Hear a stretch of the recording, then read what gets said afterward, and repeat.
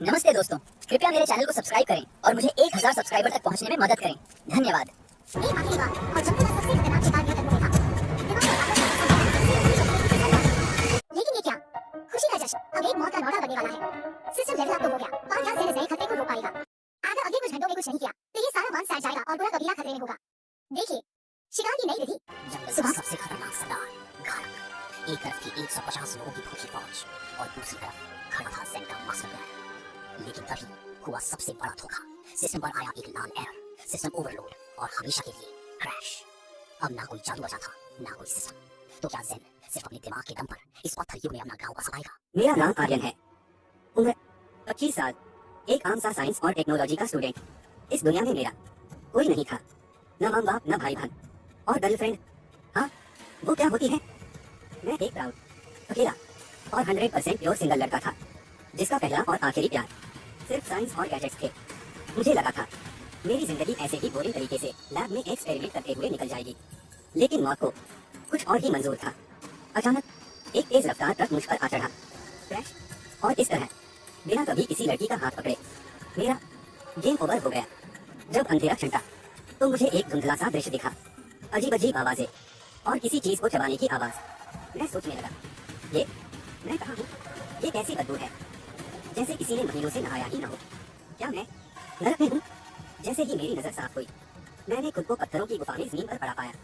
मैं झटके से उठा और अपने हाथों को देखा। ये मेरे हाथ इतने छोटे कैसे हो गए? और ये शरीर, ये तो किसी 15-16 साल के कमजोर लड़के का लग रहा है। रुको, क्या ये पुनर्जन्म है, जैसे मैंबा में होता है? जब मैंने चारों तरफ देखा तो मेरे होश उड़ गए। ये कोई सपना नहीं था। सामने एक छोटा सा बेहद गरीब कबीला था। करीब 10 आदमी, 15-20 औरतें और कुछ कमजोर बच्चे, सबके सब दुबले पतले। उनकी पसलियां साफ दिख रही थीं, क्योंकि उन्हें ठीक से खाना नहीं मिलता था। जब मेरी नजर औरतों पर पड़ी तो मैं चौंक गया। गलत, अरे भाई साहब, ये क्या पहन रखा है इन्होंने? इतने छोटे कपड़े, ये तो कॉस्टली मॉडल्स को भी पीछे छोड़ दें। मेरा भोला दिल इतना दबाव कैसे झेलेगा? कंट्रोल आर्यन, कंट्रोल, कहीं नाक से खून न निकल आए। फिर मैंने कबीले के सरदार को देखा। वो एक बड़े पत्थर पर बैठा था और उसके आसपास लोग बैठे थे। उनके हाथों में खून से भरा कच्चा मांस था। क्या ये लोग कच्चा मांस खा रहे हैं? खून अभी भी टपक रहा है। क्या इन्हें आग जलाना नहीं आता? तभी मेरे पेट से जोर की आवाज आई। मैं बहुत भूखा था। सबकी नजरें मेरी तरफ मुड़ गईं। एक पतली लेकिन प्यारी सी लड़की, जिसका नाम मीरा था, मेरे पास आई। वो खुशी से चिल्लाई, अरे ज़ेन उठ गया। सरदार, हमारा ज़ेन जिंदा है। सरदार ने भारी आवाज में कहा कि मैं 2 दिन से बेहोश था और सबको लगा था कि मैं मर जाऊंगा।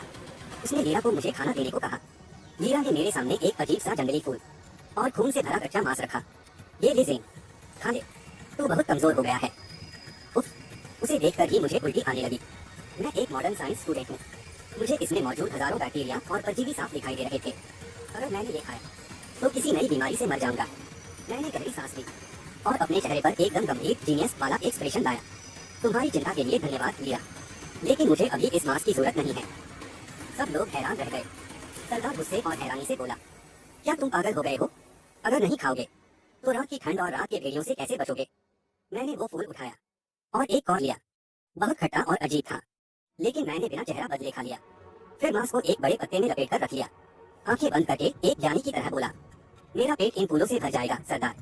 और इस मांस की बात करें तो आसमान के देवताओं ने मुझे सपने में एक रहस्य बताया है। मैं इसका उपयोग करके हमारे कबीले के लिए रोशनी और गर्मी पैदा करूंगा। सब लोग एक दूसरे का चेहरा देखने लगे। उन्हें रोशनी और गर्मी का मतलब भी समझ नहीं आया। मैं अंदर ही अंदर मुस्कुरा रहा था। अब इन बेचारों को क्या पता कि आग क्या होती है। बस भगवान करे मुझे लकड़ी जिसकर आग जलाना जल्दी आ जाए, वरना मेरी इज्जत का फालूदा बन जाएगा। अचानक मेरी आंखों के सामने एक चमकती हुई नीली होलोग्राफिक स्क्रीन खुली। उस पर लिखा था, hiding post compatibility verified, tech an evolution system activating. Mission 1, कबीले को आग की शक्ति दिखाओ। रिवॉर्ड 10 एक पॉइंट्स प्लस 1 बॉडी इवोल्यूशन पिल। मेरी आंखें चमक उठी और चेहरे पर मुस्कान आ गई। जैकपॉट, तो इस नई जिंदगी में मुझे एक चीट सिस्टम भी मिला है। अब इस पत्थर युग की दुनिया को ये 25 साल का साइंस स्टूडेंट सिखाएगा कि असली इवोल्यूशन क्या होती है। सिस्टम ने मुझे सिर्फ ज्ञान दिया था, ताकत मुझे खुद कमानी थी। 10 एक पॉइंट्स और 1 बॉडी इवोल्यूशन पिल मेरे इस कमजोर शरीर के लिए बहुत जरूरी थे। मुझे ये टास्क हर हाल में पूरा करना था। मैं गुफा के बाहर गया और जल्दी जल्दी कुछ सूखी घास, एक मोटी लकड़ी और एक पतली डंडी इकट्ठा की। लीरा और सरदार मुझे अजीब नजरों से देख रहे थे। उन्हें लग रहा था कि मेरे सिर पर चोट लगी है और मैं पागलों की तरह कचरा जमा कर रहा हूँ। लेकिन अंदर ही अंदर मैं बहुत ओवर कॉन्फिडेंट था। मैं बियर GRY रिलीज का बड़ा फैन रहा हूँ। ये वो ड्रिल तरीका तो मेरे बाएं हाथ का खेल था। घर्षण से गर्मी और गर्मी से आग, सिंपल साइंस बेबी। मैंने लकड़ी को तेजी से घुमाना शुरू किया। ब्र ब्र कभी ये वाले मुझे हैरानी से और थोड़ा मजाक उड़ाते हुए देख रहे थे। थोड़ी ही देर में मेरी सांस फूल गई, माथे से पसीना टपक रहा था, हाथों में छाले पड़ गए, लेकिन आग नहीं जली, सिर्फ थोड़ा सा धुआं उठा। मैं अंदर ही अंदर रो रहा था। मम्मी, मेरे हाथ टूट गए। टीवी पर तो ये इतना आसान लगता था, लेकिन मैंने हार नहीं मानी। एक 25 साल का मॉडर्न इंसान इन पत्थर युग वालों के सामने फेल नहीं होगा। मैंने गुस्से में अपनी पूरी ताकत लगा दी। अचानक एक लाल चिंगारी उड़ी और सूखी घास पर गिरी। हाँ, मिल गया। मैं झुककर धीरे धीरे उस पर फूंक मारने लगा। खुश, एक चमकती हुई नारंगी आग भड़क उठी और पूरी गुफा रोशनी से जगमगा उठी। कबीले वालों की आंखें फटी की फटी रह गईं। लीरा और बाकी औरतें डरकर पीछे हट गईं। सरदार ने तो अपना भाला उठा लिया। उसे लगा मैंने कोई शैतान बुला लिया है। मैंने शांत लेकिन मजबूत आवाज में कहा, ये शैतान नहीं, आग है, रोशनी और गर्मी का वरदान जो मेरे इशारे पर चलता है। मैंने आग में और लकड़ियां डाली। ठंड से कांप रहे लोग अचानक राहत महसूस करने लगे। फिर मैंने कच्चा मांस एक कंडी में लगाया और आग के ऊपर रखा। जलते हुए मांस से ऐसी खुशबू आई कि सबके मुंह में पानी आ गया। मैंने थोड़ा सा पका मांस काटकर सरदार और लीरा को दिया। पहला निवाला देते ही सरदार की आंखों में आंसू आ गए। इसमें खून का गंदा स्वाद नहीं है, ये तो सबसे अच्छा खाना है। मैं हल्का सा मुस्कुराया। तभी फीडिंग टास्क कंप्लीटेड। ट्राइब का सम्मान बढ़ा। मुझे 10 टेक पॉइंट्स और बॉडी इवोल्यूशन पिल मिल गई। स्क्रीन पर लिखा था, क्या आप पिल अभी लेना चाहेंगे? मैंने हाँ चुना। तभी बाहर से एक डरावनी दहाड़ गूंजी। रॉडर, आग की रोशनी और खुशबू किसी शिकारी को बुला चुकी थी। नमस्ते भाई, मेन फुल कॉन्फिडेंस में आ गया। हे अब आएगा मजा। मुझे लगा अब मेरी बॉडी ट्रांसफॉर्म होगी, मसल्स स्ट्रॉन्ग हो जाएंगे और मेन सीधा हल्क बन जाऊंगा। मेन सीना खाकर केव के दरवाजे की तरफ भगा और जोर से बोला, डरने की जरूरत नहीं है, तुम्हारा नया हीरो आ गया है। लेकिन जैसे हाई मैंने बाहर देखा, मेरा सारा कॉन्फिडेंस तुरंत गायब हो गया। बाहर 5 खतरनाक नाइट हाइनास खाली थी। उनके दांत बहुत बड़े और डरावनेदार और मेरी बॉडी कुछ भी चेंज नहीं हुआ था। मेन अभी भी वही दुबला पतला कमजोर लड़का था। मेरे दिमाग में एक हाई बात चल रही थी, सिस्टम ने मेरे साथ स्कैम कर दिया। तभी 3 हाइनास ने पीछे से सरदार पर हमला कर दिया। स्लैश, क्रंच, सरदार बुरी तरह जख्मी होकर जमीन पर गिर गया। मेरा डर अब शौक में बादल चुका था। अगर मैं अभी कुछ नहीं करता तो यहाँ सब लोग मर जाएंगे। सुपर हीरो नहीं बना तो क्या हुआ? मेरे पास दिमाग तो है। मैं तुरंत पीछे मुड़ा और आग से जलती हुई लकड़ियां उठाई। मैंने उन्हें केव के दरवाजे पर फेंक दिया। खुश, वहाँ एक बड़ी जलती हुई आग की दीवार बन गई। जानवर आग से डरते हैं और हाइनास धीरे धीरे पीछे हटने लगे। ये मेरा चांस था। मैं पूरी ताकत से आगे बढ़ा और एक जलती हुई लकड़ी सीधा एक हाइना की आंख में घुसा दी। दूसरा हाइना मुझ पर कूदा, लेकिन मैंने जलती लकड़ी उसके मुंह में डाल दी। आग से जलकर वो वही गिर गया। बाकी के हाइनास डर के मारे जंगल में भाग गए। मैं जोर जोर से सांस ले रहा था। मैं तुरंत सरदार के पास भागा, लेकिन बहुत देर हो चुकी थी। सरदार मर चुका था। तभी मेरी आंखों के सामने screen I. Thing, tonight hyenas किल की गई। First 10 points. अब मेरे पास 20 पॉइंट्स था, लेकिन आज इन पॉइंट्स की कीमत एक जान थी। कबीले का एक बुजुर्ग आदमी आगे आया। उसकी आंखों में आंसू था, लेकिन उसकी आवाज में हिम्मत थी। हम जिंदा रहेंगे। सरदार की कुर्बानी बेकार नहीं जाएगी। लोग हाइनास का मांस और खाल निकलने लगे। ये लोग सच में स्ट्रॉन्ग है। बुजुर्ग ने दोनों हाइनास की खाल मुझे दे दी। ये तुम्हारा इनाम है। मैंने एक खाल अपने ऊपर लपेट ली और तुरंत मुझे गर्मी महसूस हुई। फिर मेरी नजर कुछ कंपते हुए बच्चों पर पड़ी। मैंने दूसरी खाल बाहर डाल दी, जैसे एक गर्म कंबल। बच्चे धीरे से मुस्कुरा दिए और लीरा मुझे एक नई इज्जत के साथ देख रही थी। असरा, मेरी बनाई हुई आग से एक चिता जलाई गई। सरदार का अंतिम संस्कार हुआ। पूरा कबीला चुपचाप खड़ा था। रात का सन्नाटा था, सब सो रहे थे और मैं आग के पास अकेला बैठा था। मेरे सामने सिस्टम की ब्लू विंडो चमक रही थी। मेरे पास 20 टेक पॉइंट्स था। अवेलेबल स्किल्स में बेसिक सर्वाइवल, बॉटनी और बेसिक वेपन्स था। ब्लैकस्मिथिंग अभी लॉक थी और काफी महंगी भी थी। मैं गहरी सोच में डूबा था। वेपन चलना जरूरी है, लेकिन उससे भी ज्यादा जरूरी है दिमाग का सही इस्तेमाल। अगर कबीला भूखा रहा तो दुश्मन से पहले भूख हाई मार देगी। मैंने स्क्रीन पर 2 ऑप्शन सेलेक्ट किए, बेसिक सर्वाइवल और botany. Thing, points deducted, loading information into host brain. अचानक मेरी आंखें कुछ पाल के लिए सेफ हो गई। मेरे दिमाग में हजारों इमेजेस फ्लैश होने लगी। कौन सा पौधा जहरीला है, कौन सा खाने लायक है, रस्सी कैसे बनानी है, गंदा पानी साफ कैसे करना है। इतना सारा डेटा एक साथ, लेकिन ये अमेजिंग था। अब मैं जंगल को एक सुपरमार्केट की तरह देख सकता था। अगली सुबह सूरज निकलते हाय पूरा कबीला केव के बाहर जमा था। सबके चेहरे पर डर था और उदासी भी।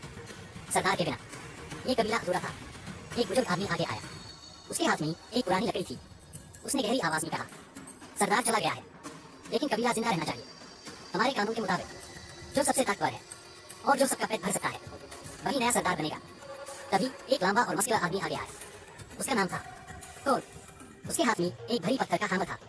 उसने जोर से चिल्लाया, मैं इन सबसे ताकतवर हूँ, जो मुझसे सहमत नहीं है वो मेरा हैमर का सामना करे। मैं धीरे से आगे बढ़ा। मैं कोर के सामने बहुत छोटा लग रहा था, लेकिन मैंने सीधा उसकी आंखों में देखकर कहा, ताकत सिर्फ मसल्स में नहीं होती कोर, ताकत दिमाग में होती है। मैं भी इस मुकाबले में हिस्सा लूंगा। कुछ पाल के लिए सब चुप हो गए। फिर पूरा कबीला जोर जोर से हंसने लगा। कोर तो पेट पकड़कर हंस रहा था। ये लड़का ज़ेन, तू आग जला सकता है लेकिन शिकार नहीं कर सकता। लेकिन बुजुर्ग आदमी ने मेरी आंखों में देखा। यूज़ वहाँ एक अलग सी चमक देखी। उसने फैसला सुना, हम दोनों जंगल जाएंगे। जो शाम तक सबसे बड़ा शिकार लाएगा वही सरदार बनेगा। कोर बिना वक्त गवाए जंगल की तरफ दौड़ गया। जाते जाते वो चिल्लाया, मैं वाइल्ड बोर लेकर आऊंगा। तैयार रहना ज़ेन अपनी हार के लिए।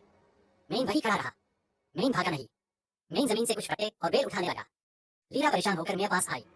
ज़ेन, तुम पीछे रह जाओगे। मैंने हल्का सा मुस्कुराकर अनपैटर्न का एक पेस्ट बनाया। लीरा, शिकार पैरों से नहीं होता, शिकार दिमाग से होता है। Use on do. मैं टेक्निक यूज करूंगा। मैं जंगल में एक नदी के पास गया। मैंने एक डेड फॉर ट्रैप सेट किया। एक भारी पत्थर जो एक बेट जानवर को तुरंत मार से, और वो पट्टे फिश पॉइजन था। उन्हें पानी में डालने से मछलियां बेहोश हो जाती है। शाम होने लगी। कोर वापस आया, ताका हुआ और खून से भरा हुआ। उसने एक छोटा हिरन मारा था। वो घमंड से बोला, ये है मेरा शिकार। तभी मैं वहां पहुंचा। मैं अकेला नहीं था। मेरे हाथ में मछलियों से भरा जाल था और मेरे पीछे बुलडॉग एक बड़ा भालू घासित रहे था। वो मेरा ट्रैप में फंसा था। सब लोग शौक में था। कोर का हिरन मेरे शिकार के सामने कुछ भी नहीं था। बुजुर्ग आदमी हैरान रह गया, ये सब कैसे? और मेरे शरीर पर एक खर्च तक नहीं थी। मैंने भालू का पैर रखा और जाल ऊपर उठाया। ताकत वो नहीं जो सिर्फ एक पेट भरे, ताकत वो है जो पूरे कबीले को जिंदा रखे। अभी किसी को शक है? तो गुस्से में पागल हो गया। उसने हैमर उठाया और मुझ पर हमला किया, लेकिन मैं झुक गया और उसके पैर के एक प्रेशर पॉइंट पर वार किया। आह! वो तुरंत घुटनों पर गिर गया। बुजुर्ग आदमी ने मेरा हाथ ऊपर उठाया। पूरा कबीला मेरे सामने घुटनों पर बैठ गया। लीरा खुशी से मुस्कुरा रही थी। आज से ज़ेन हमारा नया सरदार है। तभी सिस्टम स्क्रीन चमकी। Ting! Mission complete. Reward +50 tech points. New blueprint unlocked. The first heart. शाम का वक्त था। पूरा कबीला आग के चारों तरफ बैठा था और मैं एक बेट पत्थर था। सरदार की जगह बैठा था। मेरा ठीक सामने वो बड़ा सुअर और मछलियां पड़ी थी। मैंने लाउड आवाज में सबसे कहा, आज कोई भूखा नहीं सोएगा। कोर, चाक! इस मांस को काटो और बराबर बांधो और इनकी खाल को भेजो जिनके पास कपड़े नहीं है। कबीला ये खुशी से नाच रही था और मांस पकाकर खा रही था। सबकी आंखों में मेरे लिए बहुत इज्जत थी। खाना इस दुनिया में सबसे बड़ा भगवान खाना है। आज मैंने इनका पैसा नहीं भरा था, इनका भरोसा भी जीत लिया था। तभी कबीले का सबसे बुजुर्ग आदमी धीरे धीरे मेरे पास आया। उसके साथ एक औरत थी जिसका चेहरा थोड़ा ढका हुआ था। उसने कहा, सरदार ज़ेन, तुमने आज खुद को साबित कर दिया। और एक नए लीडर के तौर पर तुम्हारी एक और जिम्मेदारी बाकी है। उसने उस औरत का चेहरा आगे किया। वो जोया थी, पुराने सरदार की पत्नी। उम्र करीब 24 साल, रंग थोड़ा सावला और वो बेहद और गर्मी थी। उसने एनिमल स्किन पहनी थी जो उसके फिगर को हाईलाइट कर रही थी। ओल्ड मैन ने कहा, हमारी परंपरा के अनुसार नए सरदार को पुराने सरदार की औरत की हिफाजत का भार उठाना पड़ता है। आज से ये तुम्हारी हुई। मेरा चेहरा एकदम ब्लैंक हो गया तब मेरा अंदर का तुर्की दिमाग आग लगा रहा था। भाई साहब, ये तो साला सीधा जैकपॉट लग गया। 25 साल का अकेलापन और वजन की एक हाई झटके में खत्म। आसमान के देवता, तुम सच में ग्रेट हो। और मैंने बाहर से एकदम नाटक किया। मैंने थोड़ा गुस्से और संसारी उल्टा दिखावा करते हुए कहा, काका, मैं अभी सिर्फ 16 साल का हूँ और कबीला चलना हाई इतना बड़ा काम है। मैं ये जिम्मेदारी कैसे उठा सकता हूँ? इसे किसी और को दे दीजिए। और बुजुर्ग ने नाक में से हिलाया और जोया का हाथ मेरे हाथ में पकड़ा दिया। जोया थोड़ी शर्मा रही थी। उसने कहा, नहीं सरदार, ये परंपरा है, इसे अपने साथ रखो, यही इसकी हिफाजत है। मैंने एक डीप सांस ली जैसे बहुत बड़ा बोझ उठा रहा हूँ और कहा, अगर कबीले की यही मर्जी है तो ठीक है, मैं इसी जिम्मेदारी लूंगा। ये है ऑस्कर लाउडी मेरा। एक कंसोलिडेट एक्टिंग की थी भाई ने। रात का सन्नाटा था। कबीला सो गया था। मैं गुफा के अंदर सबसे अच्छी और गर्म जगह पर खड़ा था। तभी जोया वहां आई। उसने सर झुकाई हुई नर्वस आवाज में कहा, सरदार, मैं आपके सोने की जगह ठीक कर देती हूँ। वो पास आई और वहाँ एक अजीब सा हाइट डिफरेंस बन गया। मैं सिर्फ 16 साल का था और हाइट में छोटा था, जबकि जोया लंबी थी। जब वो मेरे सामने आई तो मेरा चेहरा ठीक उसके एक अहम एसेट के लिए उतारा गया। ओह माय गॉड, मेरा दिमाग फटने वाला था। मुझे अपने आप को कंट्रोल करना पड़ा, वरना मैं एकदम झुकी दिखता। हम दोनों एनिमल स्किन के बिस्तर पास हो गए। जोया मेरी तरफ पीछे करके सो रही थी और मैं जग रहा था। मैं सोच रहा था कि जोया सच में बहुत खूबसूरत है और मैं इतना छोटा दिखता हूँ, शायद ये सोच रही होगी कि मैं किसी काम का नहीं। तभी जोया नींद पड़ी और मेरी तरफ फेस कर लिया और अचानक स्क्वीज, जोया मुझसे आकर टकरा गई। मेरी आंखें फुली पॉप आउट हो गई। या आसमान के देखा, इस झटके से मेरी सारी सिस्टर वॉइस बाहर आ जाएंगी। मेरी हार्ट बीट बढ़ गई। मैंने नोटिस किया कि जोया भी जाग रही थी और उसके गाल डाल दिया। वो मुझे एक अलग की नजर से देख रही थी। उसने धीरे से विस्पर किया, आप सिर्फ उंगलियां छोटे दिखते हैं सरदार। ये सुनते हाय मेरा सारा सेल्फ कंट्रोल हवा में उड़ गया। मेरी आंखों में एक अल्फा मेल वाली चमक आ गई। मैंने उससे कहीं कहा, अब परंपरा है जो यूज ठीक से निभाना आएगा ना। मैं उसके ऊपर आया। गुफा का एटमॉस्फेयर बहुत हॉट और सीन हो चुका था, पर मुझे एक प्रॉब्लम थी। ये गुफा बहुत छोटी थी और बाकी कबीला पास में हाई सो रहा था। अगर आवाज आई तो सुबह मेरी इज्जत का फालूदा बन जाएगा। मुझे कंट्रोल करना आ रहा था। मैंने काम पीस और जोया का मुंह अपने हाथ से थोड़ा बंद किया हुआ था। अधूरा मजा आ रहा था यार। और जोया की आंखों में मेरी रिस्पेक्ट और शौक दोनों था। वो मेरी सामने देखकर हैरान थी, पुराने सरदार से भी ज्यादा ताकतवर इनके अंदर तो किसी आग जैसी गर्मी है। अगली सुबह का सूरज निकला। मैं गुफा के बाहर खड़ा स्ट्रेच कर रहा था। मेरे चेहरे पर एक बहुत बड़ी चमकती हुई सक्सेस वाली मुस्कुराहट थी। बैकग्राउंड में जोया गहरी नींद में सो रही थी, पूरी तरह थक कर। मैंने एक लंबी सांस ली और कहा, नई जिंदगी की पहली सुबह। हाँ, क्या फ्रेश हवा है। और अचानक मेरे सामने एक बड़ा ग्लोइंग सिस्टम इंटरफेस खुल गया। एक रेड और ब्लू इमरजेंसी अलर्ट चमक रहा था। सिस्टम की आवाज आई, thing daily checkup completed, alert tribe health and hygiene level is critically low, 5%, new task clean the tribe and introduce sanitation, reward 50 tech points. मैं शॉक में चिल्ला उठा, वेट, हाइजीन सिर्फ 5%?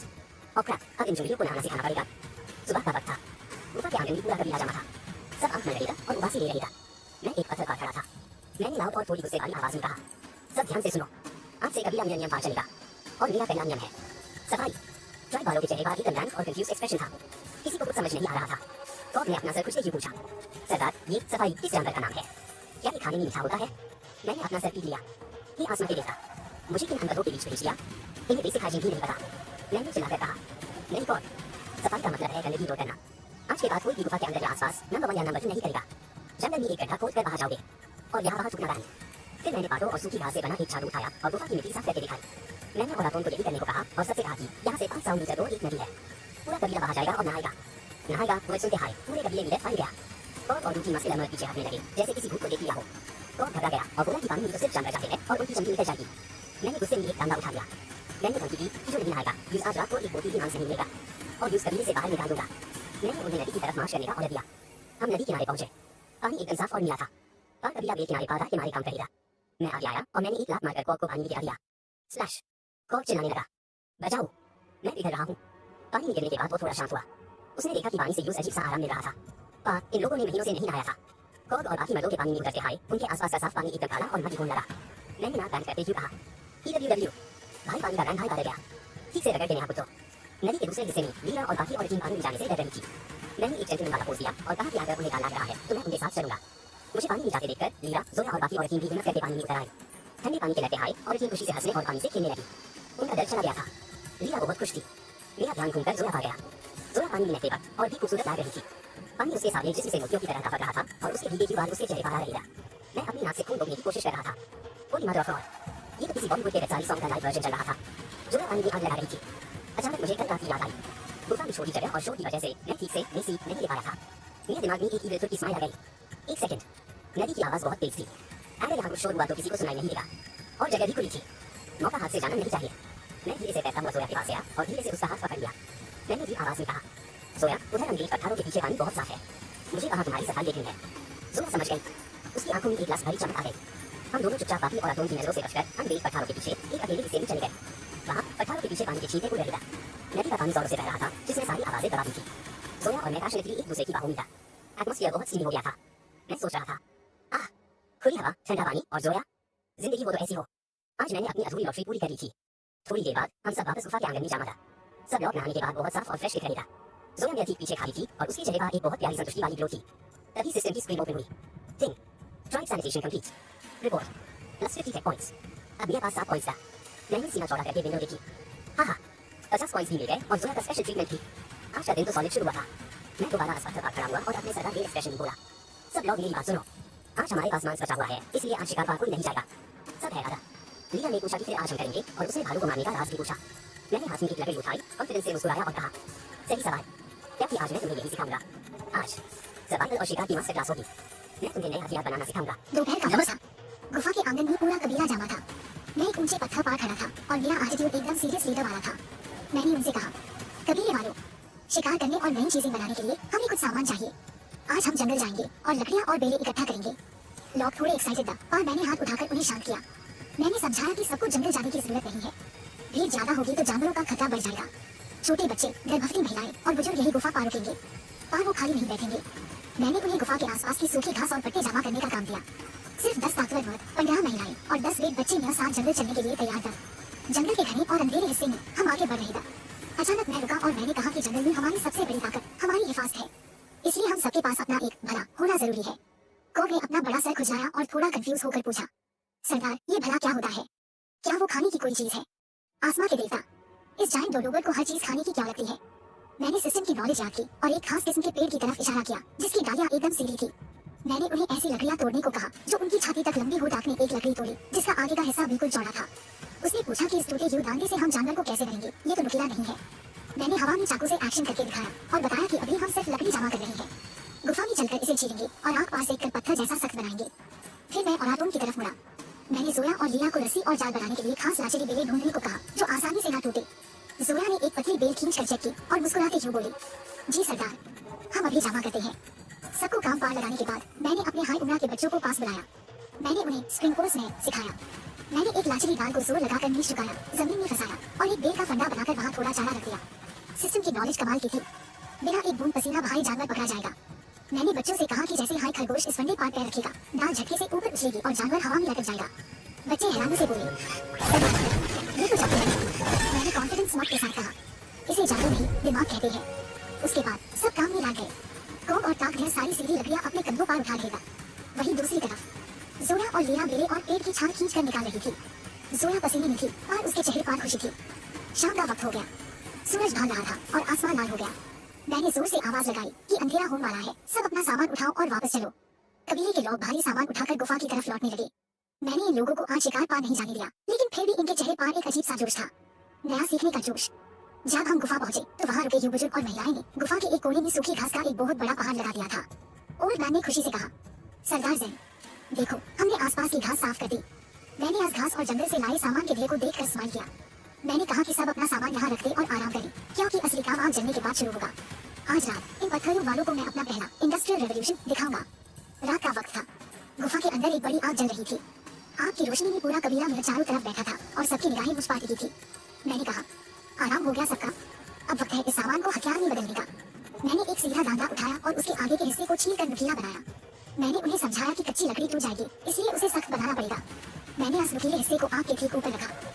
उसमें से धुआं निकलने लगा और वो थोड़ी काली होने लगी। इसे फायर हार्डनिंग कहते हैं। थोड़ी देर बाद मैंने लकड़ी को आग से निकला। वो भला एकदम खतरनाक और मजबूत दिख रहा था। मैं अचानक खड़ा हुआ और मैंने कहा, देखो ये कितना ताकतवर है। मैंने पूरी ताकत से आस भली को गुफा की दीवार पर लटक रही मोटी खाल पर फेंक दिया। स्वुश व्हाक, भला उस खाल को छेड़ते हुए दीवार के पत्थर में अंदर तक घुस गया। पूरा कबीला शोक में अपनी जगह से उछल पड़ा। कॉग की तो आंखें फटी की फटी रह गई। उसने कहा, आसमां के देवता, एक हाई बार में इसने छेड़ कर दिया। अगर ये सुअर होता तो। टाक ने आस भले को दीवार से निकाला। उसकी आंखों में एक डेंजरस चमक थी। वो बोला कि इससे हम किसी भी जानवर को उसके पास गए बिना मार सकते हैं। मैंने सब मार्जिन को अपनी लकड़ियां उठाकर आग पार भले बनाने को कहा। फिर मैं ओराटोन की तरफ मुड़ा जहाँ जोया और लीला बेलन का घेर लेकर बैठी थी। मैंने उन्हें रिवर्स रैप टेक्निक से रस्सी बनाना सिखाया। जो पतली बेलन को उल्टा घुमाकर गुठने से वो लॉक हो जाती है और कभी नहीं टूटती। फिर मैंने लाचरी डालियों को ऊपर नीचे फंसाकर एक गोल आकार की टोकरी यानी बास्केट बनाई, जिसमें पीठ पार लटकाने के लिए रस्सी का स्ट्रैप भी था। महिलाएं इस बास्केट को देखकर हैरान थी। जोया ने खुशी से वो बास्केट उठाई और अपने कंधों पर बैकपैक की तरह पहन ली। वो गोल घूमी और बोली, ये कितना हल्का है और इसमें इतनी सारी जगह है। लीला एक्साइटेड होकर बोली कि इसे पहनने के बाद तो हमारे दोनों हाथ फ्री है, हम और सामान उठा पाएंगे। मैंने एक बेड पत्थर पर खड़े होकर ऐलान किया कि कल मैं तुम्हें इन हथियारों से शिकार करना सिखाऊंगा। आज रात जितना हो सीख सामान बनाओ। गुफा में एक अलग हाई एनर्जी थी। सब फुली फोकस था, पर क्योंकि वो पहली बार बना रही था इसलिए बहुत सारी लकड़ियां और बेलें टूट रही थी। कॉग रो रहा था कि उसका तीसरा भला आग में जल गया। पर मैंने नोटिस किया कि सामान वेस्ट होने के बाद भी लोग हार नहीं मान रहे थे। यही असली सीखने का तरीका था। आधी रात से ज्यादा वक्त बीत चुका था। जंगल से लाया गया सामान खत्म हो चुका था। कबीले के लोग थकान से वही जमीन पर सो गए थे। ये लोग इतने उत्तेजित थे कि जब तक आखिरी लकड़ी और बेल खत्म नहीं हुई किसी ने काम नहीं रोका। अगली सुबह सूरज की रोशनी गुफा में आई तो मैं सबसे पहले उठा। मेरी नजर गुफा के कोने में रखे सक्सेसफुल सामान पर पड़ी। कल लाए गए पहाड़ जितने सामान की ब्लू भी बनी हुई चीजें बहुत कम थी। तभी मेरे सामने सिस्टम की ब्लू स्क्रीन पॉप अप हुई। इन्वेंटरी डाली, fire harden spears 9, heavy duty ropes 8, fishing nets 4, woven baskets 7, small animal snares 9। मैं स्क्रीन देखकर मुस्कुराया, एकदम इवन और कॉन्फिडेंस माइंड। सामान 10 से भी कम था और कबीला बड़ा था। जब इन लोगों को ये चीजें यूज करने का चस्का लगेगा और हथियार कम पड़ेंगे, जब इनके अंदर और सामान जमा करने की भूख आग की तरह फैलेगी। मैंने जोर से चिल्लाकर सबको उठाया, उठ जाओ सब, हथियार तैयार है। अब वक्त आ गया है इस जंगल को बताने का कि अब शिकार जानवर नहीं हम करेंगे। नमस्ते सुबह का वक्त था। मैं कबीले की ओराटोन और बच्चों को नदी किनारे लाया था। मेरे हाथ में कल रात बनी हुई एक बास्केट थी। मैंने उनसे कहा, मछलियाँ अपने हाथ से पकड़ना बेवकूफी है। नदी की मछलियाँ मांस खाती है, हम उनकी भूख का फायदा उठाएंगे। मैंने बास्केट के अंदर कल के मैरियो जानवर का थोड़ा सा कच्चा मांस रखा और बास्केट को पानी में डुबा दिया। मैंने उन्हें शांत रहने को कहा। पानी के अंदर खून की महक से ढेर सारी मछलियां तेज हुआ आई और मांस खाने के लिए बास्केट के अंदर घुस गई। मैंने अचानक बास्केट को झटके से पानी से बाहर निकाल लिया। बास्केट के अंदर 10-15 बड़ी मछलियां फड़फड़ा रही थी। ऑरिजिन और बच्चे हैरानी और खुशी से तालियां बजने लगे। जोया शॉक थी। सरदार, एक हाई बार में इतनी सारी मछलियां, ये तो जादू है। मैंने बास्केट जोया को दी और सीरियस होकर समझाया कि ये जादू नहीं, दिमाग है। मैंने उन्हें यही करने को कहा और चेतावनी दी कि सिर्फ उतनी हाई मछली पकड़ना जितनी हम आज खा सके। खाना वेस्ट नहीं होना चाहिए। ऑरिजिन खुशी खुशी पानी में उतर गई। मैं अब 10 मारिन की तरफ मुड़ा जिनके हाथ में नए भले और रस्सियां थी। मैंने उन्हें साथ आने को कहा, ये दिखाने के लिए कि असली शिकार दिमाग से कैसे होता है। घने जंगल के अंदर हम झड़ियों के पीछे छुपे था। थोड़ी दूर 5-6-7 बेर और खतरनाक जंगली स्वारों का झुंड घास जा रहा था। टाक ने फस्क्यू से पूछा कि क्या यूं डायरेक्ट हमला करना चाहिए। मैं मुस्कुराया। मैंने एक मिलिट्री जनरल की तरह ऑर्डर दिया, नहीं, डायरेक्ट गए तो किसी ना किसी को चोट लगेगी। हम ट्रैप लगाएंगे। मैंने कॉग और टाक को 3 मजबूत पेड़ों के पास रस्सी के फंदे सेट करने को कहा। ट्रैप सेट होने के बाद मैंने 3 मार्लिन को चुना और उन्हें डुडू भले लेकर पेड़ों के ऊपर छुपने को कहा। जैसे हाई सुअर ट्रैप में फेस ऊपर से पूरी ताकत से आन पार भला फेंकर उन्हें घायल कर देना। मैंने बाकी 7 मार्लिन को मेरे साथ आने को कहा। हम घूमकर झुंड के पीछे गए और उन्हें दारा कर ठीक ट्रैप की तरफ भागने लगे। हम अचानक झड़ियों से बाहर निकले और जोर जोर से चिल्लाने और दांते बजने लगे। हू, हया। सुअर अचानक शोर सुनकर दार गए और पानी करके ठीक उसी दिशा में भागे जहाँ ट्रैप्स लगे यूदा। 2 बेट सुअर भागते यूं ठीक रस्सियों के फंदे में फंस गए। रस्सी खींची और वो दोनों जमीन पर जोर से गिरे। उनकी चीखें निकल गई। तभी पेड़ के ऊपर बैठे मार्टिन ने अपना निशाना लगाया और पूरी ताकत से भले नीच फेस यूं स्वारोन पार फेंक दिए। स्वोश, थ्वैक, भले स्वारोन के शरीर में घुस गए। वो घायल था, पार अभी वह नहीं था और फड़फड़ा रहेगा। मैं हवा में कूद, मेरे हाथ में मेरा अपना भला था। मेरी आंखों में एक शिकारी की भूख थी और ये रहा आखिरी बार। मैंने अपना भला ठीक सुअर की गर्दन और सर के बीच उतार दिया। सुअर वही ढेर हो गया। बाकी मार्टिन ने भी दूसरे घायल सुअर का काम तमाम कर दिया। पूरी टीम जश्न मना रही थी। किसी को खर्च तक नहीं आई और 2 बेट सुअर उनके पैरों में पड़ेगा। टाक खुश होकर बोला कि हमने बिना खून बहाए जंगल के सबसे खतरनाक जानवर को गिरा दिया। कोग और टाक ने चौड़े में दोनों स्वारों को बड़ी लकड़ी पार लटकाकर कंधे पार उठा लिया। मैं मुस्कुराया और कहा, चलो कबीले वालों, आज रात गुफा में दावत होगी। मैं और मेरा मर्द कंधे पार 2 बेट सुअर लटकाए हुए चौड़ी में गुफा के आंगन में लौट रहे थे। हमें लग रहा था कि हमने जंगल जीत लिया है। पर जैसे हाय हम आंगन में पहुंचे, सबके जब्बे जमीन पार गिर गए। हमारी आंखें फटी की फटी रह गई। गुफा के ठीक बाहर जिंदा और तड़पती हुई मछलियों का एक बहुत बड़ा पहाड़ लगा हुआ था। कम से कम 500-600 मछलियां वहां जमा थी। जोया, लीरा और बाकी ऑरिजिन वहां मछलियों से खेल रही थी। मैंने अपना सर पकड़ लिया। मैंने गुस्से और हैरानी से चिल्लाया, आसमां के देवता, मैंने कहा था सिर्फ उतनी मछली पकड़ना जितनी आज खानी है। ये पूरी नदी उठा गई क्या? लीरा और जोया ने मासूम शक्ल बना ली। जोया बोली, माफ करना सरदार, हम बास्केट डालती थी और ढेर सारी मछली आ जाती थी। बिना लेट खाना पकड़ने में इतना मजा आ रहा था कि हम भूल हार गए कि हमने कितनी पकड़ ली। कोग आगे बढ़ा और आस मछलियों के पहाड़ को देखकर खुशी से रोने लगा। सरदार की जय हो, अब हमें जिंदगी में कभी भूखा नहीं रहना पड़ेगा। मैंने लंबी सांस ली। तभी मेरे सामने एक बहुत बड़ा और चमकदार सिस्टम स्क्रीन ओपन हुआ। स्क्रीन गोल्ड रंग से ग्लो कर रहा था। Ding, massive achievements unlocked. Host has successfully taught the tribe spear crafting, spear throwing, net and basket weaving, rope making and tactical trapping. मैंने स्क्रीन को ध्यान से पढ़ा। मेरे अकाउंट में पॉइंट्स ऐड हो रहे थे। Reward plus 150 tech points. Total tech points available 220। मैं खुश हो गया। मेरे पास पॉइंट्स का ढेर लग गया था। मैं अब अपना लेवल 1 पूरा कर सकता था। मैंने सिस्टम मेन्यू खोला जहां आखिरी बची हुई स्किल चमक रही थी। मैंने सिस्टम को कमांड दिया, मुझे 20 पॉइंट्स खर्च करके आखिरी skill basic plant and fruit info खरीदनी है। स्क्रीन पर लिखा आया, डिडक्टिंग 20 पॉइंट्स। Knowledge acquired. मेरे दिमाग में अचानक झटका लगा।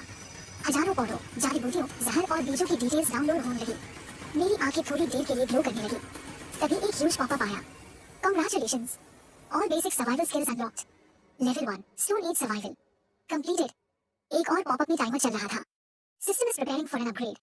Level 2 the dawn of civilisation. Base building and agriculture will unlock tomorrow morning. मैंने एक कॉन्फिडेंट मुस्कुराहट दी। पार अचानक मेरी नजर मछलियों के आस पहाड़ और दोनों स्वारों पार पड़ी। मेरी मुस्कुराहट गायब हो गई। मैं परेशान हो गया। 1 मिनट, इतना सारा मांस कबीला 15 दिन तक खा सकता है। पार जंगल की इस गर्मी में खून और मांस सिर्फ 2-3 दिन में सड़ जाएगा।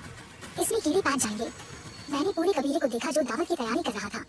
उन्हें आने वाले खतरे का कोई अंदाजा नहीं था। इन लोगों को खाना सेफ रखना नहीं आता था। अगर इतना सारा खाना सड़ गया तो पूरे कबीले की मेहनत बेकार जाएगी और सदमे की बदबू से खतरनाक शिकारी जानवर यहाँ आ जाएंगे। मैंने अपनी नई अक्वायर की हुई प्लांट इन्फो वाली नॉलेज के अंदर झांका। मुझे जल्दी कोई ऐसी जड़ी बूटी या पत्ता ढूंढना था जो मांस को सदमे से बचा सके। अचानक मेरे दिमाग में एक खास तरह के चौड़े पत्ते और नमकीन झाड़ की इमेज आई। मेरी आंखें चमक उठी। मिल गया तरीका। रात का वक्त था। गुफा के बाहर बड़ी कैंप फायर जल रही थी। कबीला वालों ने मछली और सुअर का मांस भूनकर खाना शुरू कर दिया था। इन पत्थर युग वालों के लिए आज की रात किसी त्योहार से कम नहीं थी। मैं आग के पास बैठा था। मेरी नजर उस मांस के पहाड़ पर पड़ी और मैं थोड़ा सीरियस हो गया। मांस बहुत ज्यादा था। गर्मी की वजह से ये 2 दिन में सड़ जाएगा। मुझे कल सुबह सबसे पहले उस एंटी बैक्टीरियल पत्ते को ढूंढना था। अगली सुबह मैंने एक खास पत्ता तोड़ा और कहा मिल गया। सुनो सब लोग, ऐसे जितने भी पत्ते यहाँ दिख रहे हैं जल्दी से तोड़ लो और गुफा पर ले चलो। कोग, इन घास फूस को हम क्या करेंगे? खाने के लिए तो हमारे पास मांस है। कोग, ये कोई आम पत्ता नहीं है। इसके रस से मांस सड़ेगा नहीं और ऐसे लपेट कर रखने से हमारा खाना कई दिनों तक खराब नहीं होगा। मैंने बुजुर्ग से पूछा, काका क्या इस जंगल में हमारे अलावा और भी कोई कबीला रहता है? क्या वो लोग सामान की अदला बदली करते हैं? हाँ सरदार, एक कबीला है। वो लोग हथियारों के बदले मांस की अदला बदली करते हैं। ठीक है, हम उनसे ट्रेड करेंगे। सारे मर्द अपना भाला और मांस की टोकरियां उठाओ, हम दूसरे कबीले जाएंगे। जीक, तुम रास्ता दिखाओ। घने जंगल का सफर, जीक की कुर्ती और फिर हम पहुंच गए। ये था खरक कबीला। तभी उनके गार्ड ने हमें घेर लिया। सरदार घरक, नए लोग और नए हथियार, तुम कहाँ से आए हो और हमारे कबीले से क्या चाहते हो? हम वो लाए हैं जिसकी तुम्हें सबसे ज्यादा जरूरत है सरदार घरक। बेहतरीन खाना और उसके बदले हमें कुछ चीजें चाहिए। खरक कबीला का मैदान, चारों तरफ सन्नाटा था। सरदार गारक ने जैन का दिया हुआ भुना मांस चखा। उसकी आंखें स्वाद से फट गईं। पूरे कबीले के लोग सांस रोके देख रहे थे। ऐसा स्वाद उन्होंने जिंदगी में कभी नहीं चखा था। ऐसा स्वाद मैंने जिंदगी में कभी नहीं चखा। ये मांस आग में जलने के बाद भी इतना मुलायम कैसे है? क्या जादू किया है तुमने इसमें? ये हमारी तकनीक है गारक। मेरे पास ऐसे भुने हुए मांस की 2 पूरी टोकरियां हैं और मैं ये तुम्हें मुफ्त में नहीं दूंगा। मुझे तुम्हारा कचरा नहीं चाहिए। स्लोली, मुझे तुम्हारे लोग चाहिए। वो 2 महिलाएं और वो 6 लड़के। वो आज से मेरे साथ जाएंगे। गारक हंसते हुए मान गया। उसे लगा जैन पागल है जो कमजोर लोगों के बदले इतना अच्छा खाना दे रहा है। पर जैन की नजर कोने में उगे उन बेकार हरे पौधों पर थी। सिस्टम ने तुरंत दिमाग में फ्लैश किया, आलू। जैन ने आखिरी रोटी के बदले वो जंगली घास मांगी। गारक ठहाके मारकर हंसने लगा। उसे नहीं पता था कि उसने सबसे बड़ी कुल्हाड़ी अपने पैरों पर मारी है। दिन, hidden achievement unlocked, reward plus 1000 tech points, static noise, fatal error, system overload, goodbye. मेरा सिर, system menu open, log pause, गायब। सब कुछ हमेशा के लिए गायब हो गया। नहीं, भले ही सिस्टम चला गया हो पर मेरा दिमाग अब भी वही है। अब आगे जो भी करना होगा मुझे अपने ही दिमाग से करना होगा। अगली सुबह नदी के किनारे ज़ेन ने द डॉन ऑफ सिविलाइजेशन का ऐलान किया। कबीला वाले नदी के किनारे खड़े कंफ्यूज थे। ज़ेन ने मिट्टी उठाई और उन्हें खेती का ज्ञान देना शुरू किया। सुनो सब, आज से हम रोज रोज शिकार करने और भूखे रहने का डर खत्म कर देंगे। आज हम यहाँ अपना पहला खेत बनाएंगे। जैसे एक छोटा बच्चा बड़ा होकर आदमी बनता है, वैसे ही अगर हम इस आलू को जमीन में दबाएं तो ये 10 गुना ज्यादा खाना देगा। एक आलू के बदले 10 नए आलू। ज़ेन ने उन्हें आलू की आंखों के बारे में समझाया, कैसे एक आलू के टुकड़े करके उसकी संख्या बढ़ाई जा सकती है। पूरा कबीला मिट्टी खोदने में लग गया। पत्थर युग के लोग अब किसान बन रहे थे, लेकिन एक कमी थी, नमक। बुजुर्ग, एक बात बताओ, क्या जंगल में कहीं ऐसी चीज मिलती है जो सफेद हो और जिसका स्वाद नमकीन हो? जिस नदी से पानी लाना एक बड़ी समस्या थी। पत्तों से पानी रास्ते में ही गिर जाता था। ज़ेन ने इसका हल निकालने का फैसला किया। वो नदी के पास बैठा चिकनी मिट्टी को देख रहा था। ऐसे काम नहीं चलेगा, हमें पानी स्टोर करने के लिए सुविधा चाहिए। बच्चों, मेरे साथ नदी चलो। आज हम मिट्टी से जादू करेंगे। इस मिट्टी को ध्यान से देखो। आज हम इससे ऐसे पत्थर बनाएंगे जिनमें हम पानी और खाना रख सकेंगे। इन्हें हम बर्तन कहेंगे। ज़ेन ने बच्चों को मिट्टी गूंथना सिखाया। उसने समझाया कि मिट्टी के अंदर की हवा निकालनी क्यों जरूरी है। फिर उसने अपने हाथों से पहला कटोरा बनाया। बच्चों के लिए ये किसी चमत्कार से कम नहीं था। सूखी लकड़ियां लाओ, हमें एक भट्टी चाहिए। इन कच्चे बर्तनों को सख्त करने के लिए हमें 1000 डिग्री की करनी चाहिए। इस आग को तब तक भड़काओ जब तक मिट्टी लाल ना हो जाए। रात भर भट्टी जलती रही। अगली सुबह जब ज़ैन ने राख हटाई तो लाल रंग के सुनहरे बर्तन बाहर निकले। जब ज़ैन ने उनमें पानी भरा तो एक बूंद भी नीचे नहीं गिरी। बर्तन पूरी तरह वाटर टाइट थे। सरदार, ये तो पत्थर बन गया, पर ये पत्थर से कितना हल्का है। सरदार की जय हो, इसमें तो पानी बिल्कुल नहीं गिर रहा। बच्चे खुशी से उछल पड़े। वो नए बर्तनों में पानी भरकर गुफा वापस लौटे। कबीला वाले अपना काम रोककर उन्हें देखने लगे। बच्चे गर्व से पानी पिला रहे थे। अब हमें पत्तों की जरूरत नहीं, सारे बर्तन भर लो। हमें सीखना होगा कि सिर्फ सर्वाइव कैसे नहीं करना, बल्कि जीना कैसे है। अब अगला स्टेप है इन बर्तनों में खाना पकाना। और जब तक हमारे आलू उगेंगे, हम गुफा से बाहर निकलकर इसी मिट्टी से अपना पहला पक्का गांव बनाएंगे। रात का वक्त था। पूरा कबीला आग के आसपास बैठा हुआ था। नए मिट्टी के बर्तन सबके बीच रखे थे और उनमें उबला हुआ गर्म खाना भरा हुआ था। बच्चे उत्साह में बार बार बर्तनों को छू रहे थे। ये सच में मिट्टी से बना है, इसमें पानी भी नहीं गिरता। और एक बड़ा बर्तन उठाकर हंस पड़ा। अब पत्तों में पानी लाने की जरूरत नहीं। सबके चेहरे पर खुशी थी, पर ज़ेन चुप था। वो एक कोने में बैठा खाने को चख रहा था। फिर धीरे से रुक गया। जोया ने गौर किया। सरदार, क्या हुआ? ज़ेन ने धीरे से जवाब दिया, खाने में कुछ कमी है। बूढ़े आदमी ने भौहें सिकोड़ी। कमी? ज़ेन ने सिर हिलाया। नमक? सब चुप हो गए। बूढ़ा आदमी धीरे धीरे आगे आया, फिर अपनी पुरानी चमड़ी की पोटली खोली। उसमें से एक सफेद सा पत्थर निकला। जेन की आंखें हल्की सी चमक उठी। बूढ़ा आदमी बोला, बहुत साल पहले यह हमें खड़क कबीले से मिला था। कहते हैं दूर एक नमकीन पानी वाली जगह है। जेन ने नमक को उंगलियों में घुमाया और उसके दिमाग में एक नई योजना जन्म ले चुकी थी। अगली सुबह जेन ने कोग, जेक और बूढ़े आदमी को बुलाया। सब आग के पास गोल बैठ गए। जेन ने सीधा सवाल पूछा, खड़क कबीला कहाँ से नमक लाता है? बूढ़े आदमी ने धीरे से जवाब दिया, जंगल के पार, पत्थर वाले इलाके के उस तरफ, वहाँ एक छोटा कबीला रहता है। जेक उत्सुक होकर बोला, जो नमक के पास रहते हैं? बूढ़े आदमी ने सिर हिलाया। हाँ, खड़क कबीला उनसे चीजें लेकर नमक लाता है। जेन ने पूछा, वहाँ के लोग कैसे हैं? बूढ़ा आदमी कुछ पल चुप रहा, फिर बोला, मैंने सुना है वहाँ आदमी कम है, कभी कभी शिकार से वापस ही नहीं आते, इसलिए कबीले में औरतें ज्यादा हैं। और हंसते हुए बोला, तो कमजोर कबीला होगा। पर जेन के चेहरे पर हल्की सी मुस्कान आ गई। कमजोर नहीं, उसने पहले ही अवसर देख लिया था। शाम का वक्त, जेन अकेला बैठा हुआ था। उसके सामने रखे थे नए मिट्टी के बर्तन। उसने उन्हें हाथ में उठाया और धीरे से मुस्कुराया। ये सिर्फ बर्तन नहीं, ये भविष्य है। तभी जोया पीछे से आई। सरदार, जेन ने उसकी तरफ देखा। तुमने गौर किया? जोया उलझन में पड़ गई। क्या? जेन ने धीरे से जवाब दिया, हमारे पास अब कुछ ऐसा है जो दूसरे कबीलों के पास नहीं। जोया ने बर्तनों की तरफ देखा। आप इनसे व्यापार करोगे? जेन हल्का सा हंसा। सिर्फ व्यापार नहीं, नियंत्रण। जोया समझ नहीं पाई। जेन धीरे से खड़ा हुआ और जंगल की तरफ देखने लगा। जिस कबीले के पास नमक है, अगर उस कबीले के लोग हम पर निर्भर हो गए तो नमक भी हमारा हो जाएगा। जोया की सांसें धीमी हो गई। उसने पहली बार महसूस किया, जेन सिर्फ जिंदा रहने की कोशिश नहीं कर रहा था, वो पूरी दुनिया बदलने का सोच रहा था। अगली सुबह पूरे कबीले में हलचल मची हुई थी। जेन सबको काम बांट रहा था। होड और बर्तन चाहिए, खाली नहीं, मजबूत। होड ने तुरंत सिर हिलाया। ठीक है जेक, मछली पकड़ने वाले लोगों को ले जाओ, हमें ज्यादा सूखी मछली चाहिए। जेक उत्साहित होकर बोला, हम अभी जा रहे हैं। जेन ने नए लड़कों की तरफ देखा। तुम लोग लकड़ी जमा करो, भट्टी पूरी रात जलनी चाहिए। सब काम में लग गए। जोया धीरे से जेन के पास आई। सरदार, हम इतनी तैयारी क्यों कर रहे हैं? जेन ने सीधा जवाब दिया, क्योंकि अगला व्यापार हमारी जिंदगी बदल देगा। 2 दिन बाद जेन और उसकी छोटी टीम जंगल के उस पार पहुंच चुकी थी। पत्थर वाला सूखा इलाका, हवा में अजीब सी नमकीन गंध और बीच में एक छोटा कबीला। जेन रुक गया। उसने निरीक्षण किया। वहां सच में औरतें ज्यादा थीं, बच्चे, कमजोर आदमी और थके हुए चेहरे। पर एक चीज सबसे अलग थी। बीच में खड़ी एक लंबी औरत, उसके कंधे पर जानवर की खाल थी और हाथ में भाला। उसकी आंखें सीधा जेन पर टिक गईं। तुम कौन हो? उसकी आवाज सख्त थी। जेन धीरे से आगे बढ़ा। व्यापार। औरत ने शक भरी नजर से देखा। तुम्हारे पास क्या है? जेन ने पीछे इशारा किया। होड ने धीरे से कपड़ा हटाया और नीचे से निकले लाल मिट्टी के चमकते बर्तन। पूरा कबीला अचंभे में जम गया। एक छोटी लड़की धीरे से बोली, पत्थर नहीं, ये तो कुछ और है। महिला मुखिया धीरे धीरे जेन के पास आई और पहली बार उसकी आंखों में दिलचस्पी दिखी। जेन ने मन ही मन मुस्कान दी। जान बिछ चुका है। हवा में नमक की हल्की गंध फैली हुई थी। पत्थर से घिरा हुआ वो छोटा सा कबीला जेन को चुपचाप देख रहा था। सबकी नजर एक ही चीज पर टिकी थी, मिट्टी के बर्तन। महिला मुखिया धीरे धीरे आगे बढ़ी। उसकी आंखों में शक भी था और उत्सुकता भी। उसने हाथ बढ़ाकर एक बड़ा बर्तन उठाया। वो उसे उलट पलट कर देखने लगी। ये पत्थर नहीं है। जेन शांत आवाज में बोला, मिट्टी। पूरा कबीला एक दूसरे को देखने लगा। एक औरत हैरानी से बोली, मिट्टी पानी रोक नहीं सकती। जेन ने बिना कुछ कहे कोड को इशारा किया। कोड आगे बढ़ा और बर्तन में पानी भर दिया। सबकी सांसें रुक गईं। एक भी बूंद बाहर नहीं आई। महिला मुखिया की आंखें हल्की सी फैल गईं। उसने धीरे से पूछा, तुमने ये कैसे बनाया? जेन ने सीधा जवाब दिया, व्यापार के बाद बताऊंगा। जेन चुपचाप पूरे कबीले का निरीक्षण कर रहा था। ज्यादातर औरतें, कुछ बच्चे और बहुत कम मर्द। उनके शरीर दुबले थे। शिकार की कमी साफ दिख रही थी। कुछ औरतें कमजोर बच्चों को संभाल रही थीं। एक तरफ सूखी मछली रखी थी, बस उतनी ही, जितनी मुश्किल से जिंदा रहने के लिए काफी हो। जेन की नजर महिला मुखिया पर गई।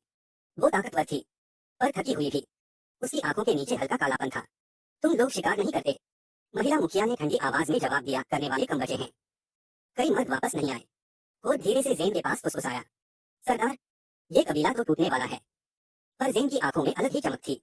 कमजोर कबीला मतलब आसान नियंत्रण। महिला मुखिया ने भाला जमीन में गाड़ दिया। मेरा नाम लायरा है, ये मेरा कबीला है। जेन ने सिर हल्का सा झुकाया। जेन। लायरा ने उसके पीछे खड़े लोगों को देखा। क्या तुम खड़क कबीले से हो? वो तुरंत गुस्से में बोला, हम उन बेवकूफों जैसे नहीं। जेन ने हाथ उठाकर उसे चुप कर दिया। फिर शांत आवाज में बोला, हम व्यापार करने आए हैं। लायरा की नजर दोबारा बर्तनों पर गई। तुम्हें बदले में क्या चाहिए? जेन ने तुरंत जवाब नहीं दिया।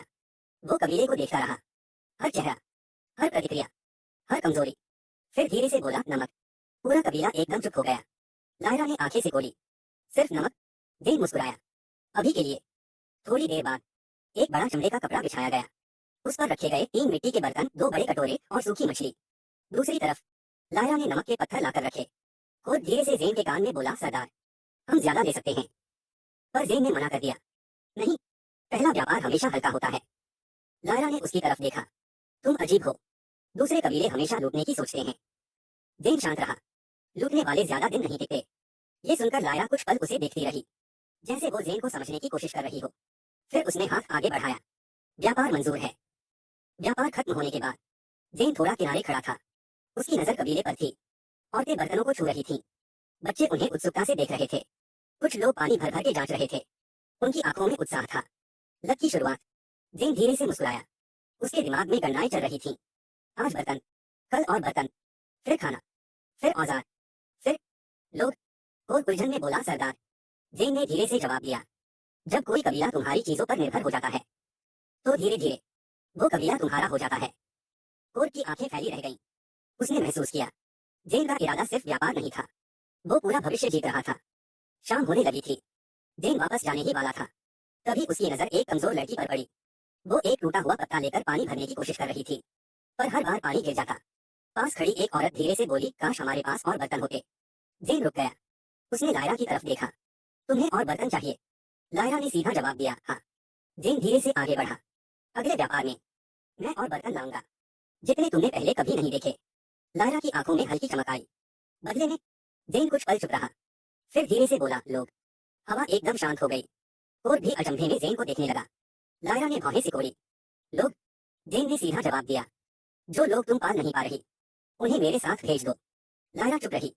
उसने अपने कबीले को देखा, कमजोर लोग, भूखे बच्चे, थके चेहरे। फिर उसने पूछा, तुम उनके साथ क्या करोगे? जेन ने बिना किसी भावना के जवाब दिया, जिंदा रखूंगा। जंगल का रास्ता शांत था। सिर्फ पैरों के नीचे टूटे पत्तों की आवाज आ रही थी। जेन और उसकी टीम वापस लौट रहे थे। और काफी देर से चुप था। आखिर उसने पूछ ही लिया, सरदार, आपको उनके लोग क्यों चाहिए? जेन ने सीधा जवाब नहीं दिया। फिर धीरे से बोला, एक कबीला सिर्फ शिकार से बड़ा नहीं बनता। खेती, बर्तन, घर, इन सब के लिए लोग चाहिए। कोर्ट ने सिर खुजलाया, तो हम उनसे काम करवाएंगे? जेन हल्का सा हंसा, नहीं, हम उन्हें हमारे लिए जीने की वजह देंगे। जेक चुपचाप जेन को देखने लगा। उसे समझ नहीं आ रहा था कि जेन इतना आगे कैसे सोच लेता है। शाम तक सब कबीले वापस पहुंच गए। बच्चे दौड़ते हुए आए। सरदार आ गए। जोया भी बाहर निकली। उसकी नजर नमक के पत्थरों पर गई। ये वही चीज है? जेन ने सिर हिलाया, हाँ। बूढ़े आदमी ने नमक हाथ में लिया। उसकी आंखें चमक उठी। इतना सारा? और उत्साह में बोला, सरदार ने व्यापार कर लिया। वहाँ सिर्फ औरतें ही औरतें हैं। जोया ने उसे देखा तो कोट झंककर चुप हो गया। जेन ने आदेश दिया, आज रात सबके खाने में नमक मिलेगा। रात को आग जल रही थी। जोया मिट्टी के बड़े बर्तन में खाना हिला रही थी। जेन ने उसमें हल्का सा नमक डाला, बस थोड़ा सा। पर अगले ही पल खुशबू बदल गई। पूरा कबीला हवा सूंघने लगा। एक बच्चा बोला, आज खाने की महक अलग है।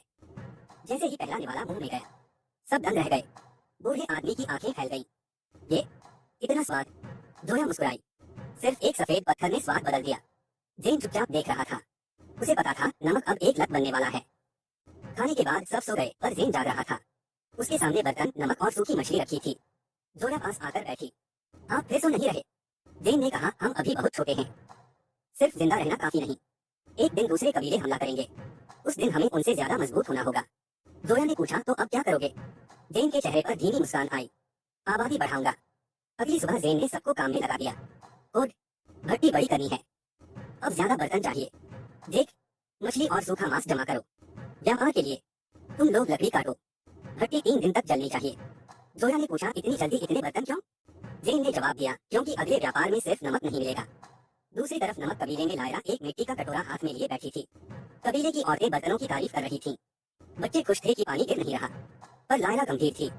उसके दिमाग में जेन की बात गूंज रही थी, जो लोग तुम पाल नहीं पा रही उन्हें मेरे साथ भेज दो। उसने अपने कमजोर और भूखे कबीले को देखा और महसूस किया कि उन्हें जेन की जरूरत थी। रात को जेन भट्टी के पास खड़ा था। और पास आया, सरदार, क्या वो लोग मान जाएंगे? जेन ने जवाब दिया, वो मना नहीं कर सकते, क्योंकि अब उन्होंने बेहतर जिंदगी देख ली है। एक बार इंसान आसानी देख लेता है तो पुरानी तकलीफ में वापस नहीं जाना चाहता। जेन के चेहरे पर एक गहरी मुस्कान आ गई। अब खेल शुरू होता है। 3 दिन तक भट्टी की आग बुझी नहीं। पूरा कबीला काम में जुटा था। नदी के पास बच्चे मिट्टी गूंथ रहे थे, औरतें बर्तन बना रही थी। और पसीने में भीगा भट्टी संभाल रहा था। जेन एक एक बर्तन खुद जांच रहा था। उसका ध्यान देखकर सब प्रभावित थे। जोया ने जेन को देखते हुए कहा, मुझे नहीं लगता वो हम जैसे साधारण इंसान हैं। जब भट्टी खोली गई तो कोर्ट चिल्लाया, सरदार इस बार सिर्फ 2 ही टूटे। वहाँ 10 बड़े मटके, 15 कटोरे और कई छोटे बर्तन तैयार थे। बूढ़ा आदमी बोला, हमने इतनी चीजें कभी एक साथ नहीं देखी। जेन ने कहा, ये तो बस शुरुआत है, ये उसके लिए सिर्फ मिट्टी नहीं ताकत थी। दोपहर को जेन ज्यादा लोगों और ढेर सारे बर्तनों के साथ फिर वहाँ पहुंचा। नमक कबीले वाले इतने बर्तन देखकर दंग रह गए। लायरा बाहर आई, उसके चेहरे पर अब शक नहीं तनाव था। उसे पता था कि उसका कबीला इन बर्तनों को ठुकरा नहीं पाएगा। जेन ने सारे चमकते बर्तन जमीन पर रख दिए। लायरा ने पूछा, तुम्हें कितना नमक चाहिए?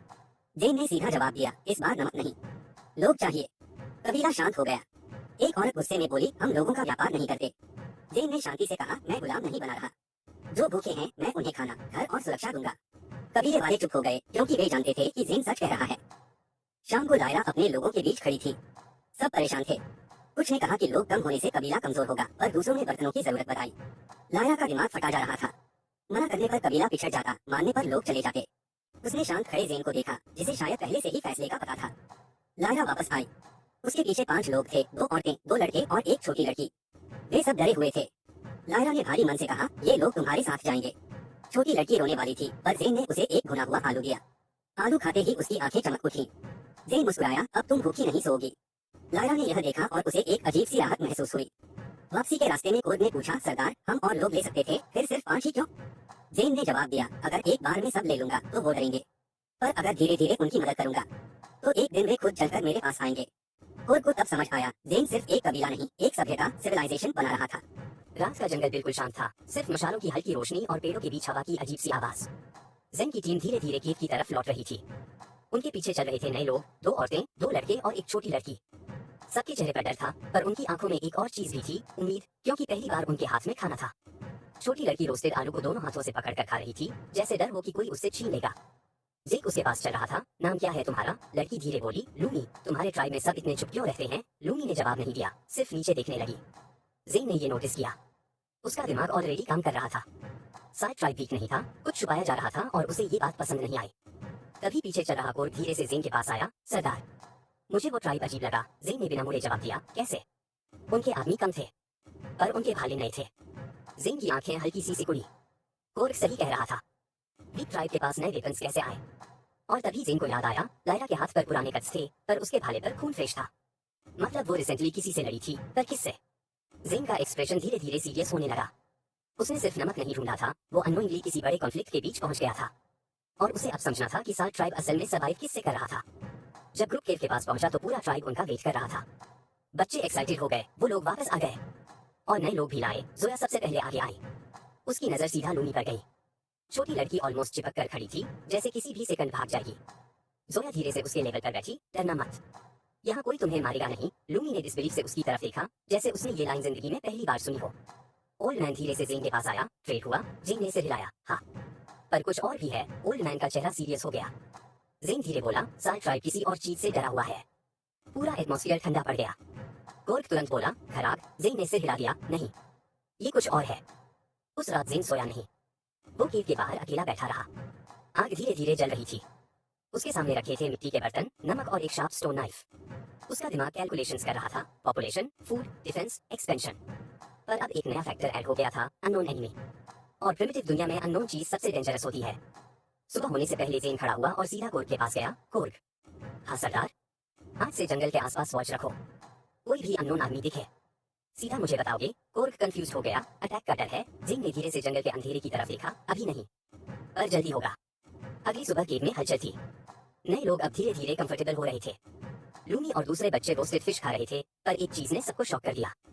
साइड ट्राइब से आई एक औरत मछली को सीधा आग पर नहीं पका रही थी, वो मिट्टी के पॉट में पानी उबाल रही थी। जोया हैरान रह गई, तुम क्या कर रही हो? औरत धीरे बोली, हम कभी कभी मछली उबालते थे, इससे सॉफ्ट हो जाती है। जेन ने ये सुनते ही तुरंत उसकी तरफ देखा। इंटरेस्टिंग, मतलब साल ट्राइब प्रिमिटिव होते हुए भी कुकिंग का बेसिक कांसेप्ट जानता था। और इसका मतलब सिर्फ एक था, वो किसी और ट्राइब के कांटेक्ट में रह चुके थे। जेन उस औरत के पास गया, तुम्हारा नाम?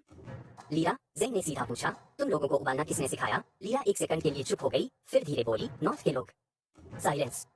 पूरा केव शांत हो गया।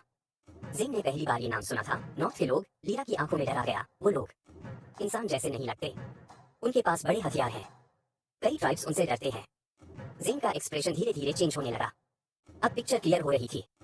साउथ ट्राइब सिर्फ वीक नहीं था, वो प्रेशर में था। और अगर नॉर्थ ट्राइब ने कभी उनकी तरफ ध्यान दिया तो अगला टारगेट जेन का ट्राइब भी हो सकता था। उस रात जेन ने एक डिसीजन लिया। अब सिर्फ फार्मिंग काफी नहीं थी, अब उसे वॉरियर्स चाहिए थे, स्ट्रांग वॉल्स और डिसिप्लिन। क्योंकि सिविलाइजेशन बिना डिफेंस के सिर्फ एक इजी टारगेट होती है। सुबह जेन ने पूरे ट्राइब को बाहर बुलाया। सब उसके सामने खड़े हो गए, वीमेन, चिल्ड्रन, हंटर्स। जेन ने जमीन पर एक बड़ा सर्किल बनाया, फिर जंगल की तरफ पॉइंट किया। अब तक हम सर्वाइव कर रहे थे, पर अब हम टेरिटरी बनाएंगे। कोर्ग एक्साइटेड हो गया। टेरिटरी? जेन ने सिर हिलाया। हमारे केव के आसपास का पूरा एरिया अब ये हमारा होगा। ओल्ड मैन स्लोली बोला। और अगर कोई और ट्राइब आ गया, जेन की आंखों में कोल्ड लुक आ गया, तो वो वापस नहीं जाएगा। साइलेंस। पूरा ट्राइब उसे देखने लगा, क्योंकि पहली बार जेन की आवाज में सिर्फ लीडरशिप नहीं थी, डेंजर भी था। और उस मोमेंट में सबको फील हुआ कि जेन अब सिर्फ ट्राइब लीडर नहीं रहा, वो कुछ और बन रहा था, कुछ ज्यादा डेंजरस। और जंगल को अभी इसका अंदाजा भी नहीं था। सुबह का जंगल अनयूजुअली शांत था, ना बर्ड्स की आवाज, ना मंकीज, बस हवा। जेन केव के बाहर खड़ा था, उसकी नजर पेड़ों के बीच फिक्स थी, जैसे वो कुछ कैलकुलेट कर रहा हो। कोर्ग पीछे आया। सरदार, जेन ने सीधा पूछा, कल रात तुमने कुछ नोटिस किया? कोर्ग कंफ्यूज हो गया। क्या? जंगल बहुत शांत है। अब कोर्ग ने भी ध्यान दिया, सच में कुछ अजीब था। जेन धीरे बोला, या तो बड़ा शिकारी आसपास है, या कोई ट्राइब मूव कर रहा है। कोर्ग का ग्रिप भाले पर टाइट हो गया। और उसी वक्त दूर जंगल से एक आवाज आई, टुक टुक, जैसे लकड़ी टूट रही हो। सब इंस्टेंटली अलर्ट हो गए। जेन ने हाथ उठाया, सब चुप। पूरा ट्राइब फ्रीज। फिर आवाज बंद। साइलेंस। कुछ सेकंड्स बाद जेन धीरे से बोला, कोर्ग, 5 लोग लो, चेक करो। कोर्ग तुरंत निकल गया, पर जेन वहीं खड़ा रहा। उसका एक्सप्रेशन बिल्कुल कम था, पर अंदर से उसका दिमाग फुल स्पीड पर चल रहा था। ये कोइंसिडेंस नहीं हो सकता। North tribe? या कोई और? कुछ देर बाद कोर्ग लौट कर आया। उसके चेहरे पर टेंशन थी। वहां कोई नहीं था, पर जेन ने आंखों से पूछा, पेड़ काटे गए हैं? साइलेंस। पूरा ट्राइब अनईजी हो गया। प्रिमिटिव जंगल में बिना वजह पेड़ नहीं काटे जाते। जेन ने तुरंत डिसीजन लिया, आज से डिफेंस शुरू। जोया कंफ्यूज हो गई। डिफेंस? जेन ने जमीन पर लकड़ी से रफ मैप बनाया। केव के आसपास शार्प लकड़ियां लगेंगी, एक एंट्रेंस होगी, रात में फायर पॉइंट्स चलेंगे। ओल्ड मैन शॉक में था, तुम दीवार बनाओगे? जेन धीरे से मुस्कुराया, हाँ, जंगल में पहली दीवार। पूरा ट्राइब काम में लग गया। मर्द बड़े ट्रंक्स खींच रहे थे, वीमेन रोप्स बना रही थी, बच्चे छोटी लकड़ियां कलेक्ट कर रहे थे। और जेन हर चीज पसंद चेक कर रहा था। ये शार्प करो, इसे और गहरा गाड़ो, कोई गैप नहीं चाहिए। उसका फोकस स्केली लेवल का था। लीरा दूर से उसे ऑब्जर्व कर रही थी। उसने धीरे से जोया से पूछा, वो हमेशा ऐसा ही रहता है? जोया हल्का सा हंसी, तुमने अभी उसका काम वर्जन देखा है? लीरा कंफ्यूज हो गई। काम? जोया ने धीरे से कहा, जब वो गुस्सा होता है तब लोग मरते हैं। लीरा चुप हो गई, पर उसकी आंखों में फियर के साथ साथ क्यूरियोसिटी भी थी। शाम तक केव का पूरा आउटर एरिया चेंज हो चुका था। लकड़ी की बड़ी defensive wall, sharp stakes, controlled entry. पूरा ट्राइब उसे शॉक में देख रहा था। ओल्ड मैन धीरे से बोला, हम पहले कभी इतना सेफ फील नहीं किए। जेन ने जवाब नहीं दिया, क्योंकि उसे पता था दीवार सिर्फ जानवरों के लिए नहीं थी, इंसानों के लिए भी थी। रात, सब सो रहे थे, बस गार्ड्स जाग रहे थे। फायर टॉर्चेस धीरे धीरे जल रही थी। और तभी एक शैडो जंगल के एज पर दिखी। गार्ड फ्रीज, का कौन है? No response. शैडो बस खड़ी रही, फिर धीरे से गायब। गार्ड भागते हुए जेन के पास गया। सरदार। कोई था। जेन इंस्टेंटली बाहर निकला। उसने जंगल को देखा, कुछ नहीं, बस अंधेरा। पर जमीन पर एक चीज पड़ी थी, एक टूटा हुआ भाला। जेन ने उसे उठाया। उसका डिजाइन अलग था, ज्यादा शार्प और ज्यादा स्ट्रांग। ये उनके ट्राइब का नहीं था, ना खराब का। जेन की आंखों में डार्क एक्साइटमेंट आ गई। फाइनली तुम लोग आ ही गए। Cliff hanger. सुबह होते ही पूरे ट्राइब में टेंशन फैल चुकी थी। सब उस अजीब भाले को देख रहे थे। कोर्ग ने उसे हाथ में उठाया। ये हमारे जैसे नहीं है। जेन ने सिर हिलाया, क्योंकि ये किसी और ट्राइब का है। ओल्ड मैन का चेहरा सफेद पड़ गया। नॉर्थ। साइलेंस। सबकी सांसें रुक गईं। जेन ने इमीडिएटली नोटिस किया कि ओल्ड मैन जेन्युइनली डरा हुआ था। तुम उन्हें जानते हो? ओल्ड मैन धीरे से बैठा। उसकी आवाज हैवी थी। बहुत साल पहले एक बड़ा ट्राइब जंगल के नॉर्थ में बना था। वो दूसरे ट्राइब से चीजें लेते थे, कभी ट्रेड से, कभी जबरदस्ती। लीरा का फेस टाइट हो गया। उन्होंने हमारे 2 शिकारी मार दिए थे। पूरा केव साइलेंट। जेन का दिमाग इंस्टेंटली सिचुएशन समझ गया। नॉर्थ ट्राइब ऑर्गेनाइज्ड था, और ऑर्गेनाइज्ड एनिमी प्रिमिटिव दुनिया में मॉन्स्टर होता है। जेन सीधा खड़ा हुआ। कितने लोग? ओल्ड मैन ने धीरे बोला, शायद 100 से ज्यादा। पूरा ट्राइब शॉक में। 100? उनके लिए ये इम्पॉसिबल नंबर था। कोर्ग गुस्से में बोला, तो हम लड़ेंगे? जेन ने सीधा उसकी तरफ देखा। नहीं। सब कंफ्यूज्ड। जेन कामली बोला, अभी नहीं, हम वीक हैं। पर उसकी आंखों में डेंजरस शाइन आ गई। हम वीक रहेंगे नहीं। उस दिन से ट्रेनिंग शुरू हो गई। हंटर्स को ग्रुप्स में डिवाइड किया गया। Spear throwing, ambush positions, signal calls, सब systematic. Korg first time realise कर रहा था कि जेन जंगल को बैटलफील्ड की तरह देख रहा है, और ये उसके लिए टेरिफाइंग भी था। दूसरी तरफ जेन सीक्रेटली और भी चीजें कर रहा था, पॉपुलेशन इंक्रीज। वो लिया और नए लोगों से नियरबाई ट्राइब्स की इंफॉर्मेशन ले रहा था कि कौन वीक है, कौन हंग्री, कौन ट्रेड करेगा। जेन का रियल प्लान अब क्लियर होने लगा। वो डायरेक्ट वॉर नहीं करेगा, वो ट्राइब्स को अब्जॉर्ब करेगा स्लोली, जैसे पॉइजन। शाम को जेन अकेला फील्ड के पास खड़ा था। फ्रेश पोटैटो प्लांट्स मिट्टी से बाहर निकलना स्टार्ट कर रहे थे, छोटे ग्रीन लीव्स। जोया उसके पास आई। सरदार, ये सच में इतना खाना देंगे? जेन ने प्लांट्स को देखते हुए कहा, ये सिर्फ खाना नहीं, पावर है। जोया कंफ्यूज हो गई। जेन धीरे से बोला, जिसके पास फूड होता है लोग उसी के पास आते हैं। उस मोमेंट में जोया को समझ आया कि जेन कभी सिर्फ फार्मिंग नहीं कर रहा था, वो लोगों को कंट्रोल करने का सिस्टम बना रहा था। रात, सब सो रहे थे पर जेन जाग रहा था। उसके सामने स्प्रेड था एक rough map, north, salt tribe, खराब ट्राइब, रिवर। वो साइलेंटली फ्यूचर बिल्ड कर रहा था। तभी केव के बाहर से एक स्क्रीन सुनाई दी। पूरा ट्राइब उछलकर खड़ा हो गया। कोर्ट भाला लेकर बाहर भागा। जेन इंस्टेंटली उसके पीछे, और बाहर पहुंचते ही सब फ्रीज हो गए। ग्राउंड पर पड़ा था एक आदमी, खून से भरा हुआ। उसके कंधे में एरो घुसा था और उसकी गर्दन पर जलने का निशान। वो बेयरली जिंदा था। ओल्ड मैन का फेस डेड वाइट हो गया। ये नॉर्थ ट्राइब का निशान है। आदमी ने मुश्किल से आंखें खोली। उसने जेन का हाथ पकड़ा और सिर्फ एक लाइन बोली, वो आ रहे हैं। अनयूजुअली ठंडी थी। हवा केव के बाहर चल रही मशालों को धीरे धीरे हिला रही थी। और जेन अभी भी सोया नहीं था। उसकी आंखें जंगल के अंधेरे पर टिकी हुई थी। उसके हाथ में वही अजीब भाला था जो रात को दीवार के बाहर मिला था। हेवी, शार्प और डेंजरस। ये किसी आम ट्राइब का वेपन नहीं था। जेन धीरे से उस भाले की धार पर उंगली फेंका है। फिर उसकी नजर लकड़ी की दीवार पर जाती है। फ्रेश स्टिक्स, नई वॉच पॉइंट्स, फायर टॉर्चेस, सब रेडी था। पर फिर भी उसके अंदर एक अजीब फीलिंग थी, जैसे जंगल सांस रोककर कुछ वेट कर रहा हो। तभी दूर अंधेरे में एक हल्की सी चमक दिखी। जेन की आंखें इंस्टेंटली सिकुड़ गईं। मशाल, फिर दूसरी, फिर तीसरी, और अगले ही सेकंड पूरे जंगल में डजन्स मशालें जल उठीं। कोर्ट का फेस सफेद पड़ गया। सरदार, वो आ गए और उसी सेकंड जंगल के अंधेरे से एक जोर की चीख गूंजी। लगा धुंध और पेड़ों के बीच से नॉर्थ ट्राइब के वॉरियर्स भागते हुए बाहर निकले। उनके हाथ में शील्ड्स, लॉन्ग स्पीयर्स और जलती हुई एरोज थी। पूरा ट्राइब पैनिक में आ गया। बच्चे चिल्लाने लगे। विमेन डरकर केव के अंदर भागने लगी। पर जेन बिल्कुल नहीं हिला। उसकी आवाज रात को काट गई। Position slow. कोर्ट इंस्टेंटली होश में आया। हंटर्स, दीवार पर चढ़ो। जिक ऑलरेडी मूव कर चुका था। वो 3 लड़कों के साथ साइड जंगल में डिसअपीयर हो गया। जेन ने पहले ही उन्हें हिडन फ्लैंक पोजीशंस दी थी। नॉर्थ ट्राइब का लीडर आगे बढ़ा। उसकी बॉडी दूसरे सबसे बड़ी थी। गले में हड्डी की माला, आंखों में क्रुएल्टी। उसने दीवार देखी, फिर हंसी। लकड़ी की दीवार, ये बच्चे हमें रोकेंगे। उसके पीछे वॉरियर्स भी हंसने लगे। पर नेक्स्ट सेकंड जेन ने हाथ उठाया और धीरे बोला, अब फट इट। जंगल की जमीन अचानक टूट गई। 2 नॉर्थ वॉरियर्स सीधा हिडन पिट में गिर पड़े। नीचे शार्प वुडन स्पाइक्स लगे थे। आग, खून हवा में उछल गया। पूरा बैटलफील्ड एक सेकंड में साइलेंट हो गया। नॉर्थ लीडर का एक्सप्रेशन चेंज हो गया। ट्रैप, और तभी पेड़ों के ऊपर से भाले आए। स्वूश, ट्रैक। एक स्पीयर सीधा एक वॉरियर की गर्दन में घुस गया। दूसरा वॉरियर आंख पकड़ कर गिर गया। कोल्ड दीवार के ऊपर खड़ा गरजा, मानो सालों को स्टोन स्पीयर्स बारिश की तरह गिरने लगे। नॉर्थ ट्राइब इंस्टेंटली शील्ड्स ऊपर करता है, पर उन्होंने एक्सपेक्ट नहीं किया था कि ये प्रिमिटिव ट्राइब ऑर्गेनाइज होगा। जेन कोल्ड आंखों से बैटलफील्ड ऑब्जर्व कर रहा था। उसका दिमाग कैलकुलेशंस कर रहा था। Enemy numbers, movement speed, weak points. फिर उसने देखा 3 वॉरियर्स साइड जंगल से घुसने की कोशिश कर रहे थे। जेन इंस्टेंटली मूव हुआ। एक जल्दी मशाल उठाई और सीधा जंगल की तरफ भागा। कोल्ड चीखा, सरदार, पर जेन ऑलरेडी डार्कनेस में घुस चुका था। नॉर्थ वॉरियर्स को लगा एक आदमी अकेला आ रहा है। उनके चेहरे पर क्रूएल स्माइल्स आ गई। पहला वॉरियर भाला लेकर जेन पर दौड़ा, पर अगले ही सेकंड जेन नीचे स्लाइड हुआ और उसने मशाल सीधा वॉरियर की आंखों पर मारी। अगर वॉरियर चीख उठा, जेन ने बिना रुके उसका स्पीयर पकड़ा और सीधा उसके पेट में घुसा दिया। शाख, खून जेन के चेहरे पर छिड़क गया। दूसरा वॉरियर रेज में चिल्लाकर अटैक करता है। जेन पेट के साइड सेक करता है और वॉरियर का मोमेंटम उसे डायरेक्टली एक शार्प स्टेक में भी मार देता है। थर्ड, स्टेक उसकी चेस्ट के आर पार। तीसरा वॉरियर फ्रीज हो गया। उसने पहली बार फियर फील किया। ये आदमी नॉर्मल नहीं था। जेन धीरे धीरे उसकी तरफ बढ़ा। वॉरियर ने स्पीयर उठाया, पर उसके हाथ कांप रहे थे। जेन ने बस एक लाइन बोली, गलत जगह आ गए तुम, और नेक्स्ट सेकंड स्पीयर सीधा वॉरियर के गले के पार। साइलेंस। जेन हेवी सांस लेता हुआ बैटलफील्ड की तरफ मुड़ता है और उस मोमेंट में उसने देखा नॉर्थ ट्राइब दीवार तोड़ने लगा था। 2 बड़ी लॉग्स दीवार पर मार रहे थे। पैम पैम, लकड़ी की वाल क्रैक होने लगी। विमेन डरकर चिल्लाने लगी। कोल्ड डेस्परेटली स्पीयर फेंक रहा था, पर एनिमी ज्यादा डिसिप्लिन था। नॉर्थ लीडर गरजा, दीवार तोड़ो।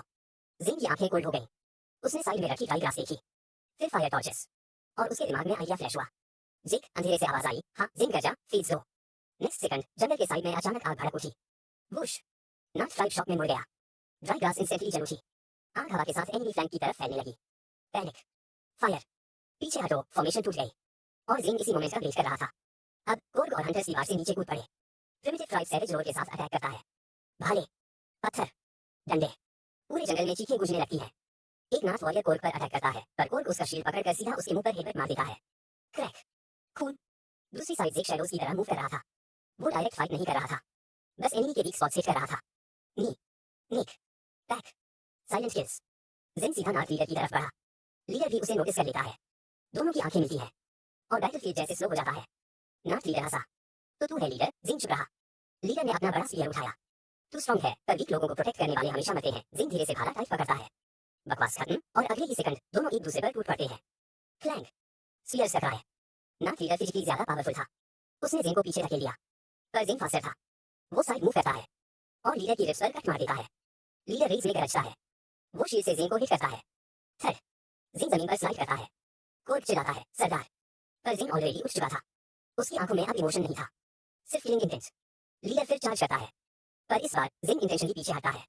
एक स्टेप, दो स्टेप, तीन स्टेप, और सडनली लीडर का पैर हिडन रोक ट्रैप में फंस गया। स्नैप, वो बैलेंस लूज कर गया। बस एक सेकंड, पर जिन के लिए एक सेकंड इनफ था। वुश, जिन हवा में जंप करता है और पूरी ताकत से स्पीयर सीधा लीडर के गले में उतार देता है। चाक, साइलेंस। नार्थ लीडर की आंखें शॉक में फैल गईं। खून उसके मुंह से बाहर निकला। जिन उसके बिल्कुल पास आकर धीरे बोला, जंगल में सिर्फ ताकत नहीं, दिमाग जीता है। लीडर धीरे धीरे जमीन पर गिर गया, डेड। और उस मोमेंट में पूरा बैटलफील्ड रुक गया। नार्थ वॉरियर्स फ्रीज हो गए। उनका लीडर मर चुका था। Fear, pure fear. जिन ने स्पीयर बाहर निकाला और खून जमीन पर टपकने लगा। उसने कोल्ड आवाज में बोला, एक भी जिंदा मत जाने दो। और फिर रात सच में नरक बन गई। रात खून की स्मेल से भर चुकी थी। जंगल में जलती हुई घास की रोशनी हिल रही थी और नॉर्थ ट्राइब अब टूट चुका था। उनका लीडर जमीन पर पड़ा था, गर्दन के आर पार जेन का स्पीयर घुसा हुआ। उनकी आंखों में पहली बार फियर था। पूरे बैटलफील्ड में सिर्फ चीखें गूंज रही थीं। कोर्ग लिटरली पागल जानवर की तरह लड़ रहा था। एक नॉर्थ वॉरियर भागने की कोशिश करता और कोर्ग उसकी कमर पकड़कर सीधा जमीन पर फेंक देता है। क्रैक! पत्थर पर सिर लगते ही दूसरी तरफ जेक अंधेरे में मूव कर रहा था। किसी को प्रॉपर्ली दिख भी नहीं रहा था। बस कभी एक स्क्रीम, कभी एक बॉडी गिरती और फिर साइलेंस। नॉर्थ वॉरियर समझ ही नहीं पा रहे थे, ये प्रिमिटिव ट्राइब इतना डेंजरस कैसे हो गया। जीन धीरे धीरे बैटलफील्ड में चल रहा था। उसके चेहरे पर खून लगा हुआ था, आंखें कोल्ड, इमोशनलेस। एक इंजर्ड नॉर्थ वॉरियर पीछे हटता हुआ बोला, मॉन्स्टर। जीन रुक गया। वॉरियर का हाथ कांप रहा था। प्लीज। जीन को सेकंड उसे देखा रहा, फिर बिना एक्सप्रेशन चेंज किए स्पीयर सीधा उसकी चेस्ट के अंदर, छाक, और वो आगे बढ़ गया। कोई मर्जी नहीं, क्योंकि जीन ऑलरेडी समझ चुका था, अगर एक भी एनिमी बच गया तो फ्यूचर में प्रॉब्लम बनेगा। थोड़ी देर बाद बैटलफील्ड फाइनली साइलेंट होने लगा। सिर्फ आग जलने की आवाज और इंजर्ड लोगों की कराह। कॉग हैवी सांस लेता हुआ जीन के पास आया। सरदार, खत्म। जीन ने स्लोली पूरे एरिया को देखा। बॉडीज, खून, टूटी शील्ड्स, जली घास और उसकी दीवार हाफ ब्रोकन पर खड़ी थी। उन्होंने सर्वाइव कर लिया था। नहीं, उन्होंने जीत लिया था। तभी एक औरत की चीख सुनाई दी। जीन इंस्टेंटली मुड़ा।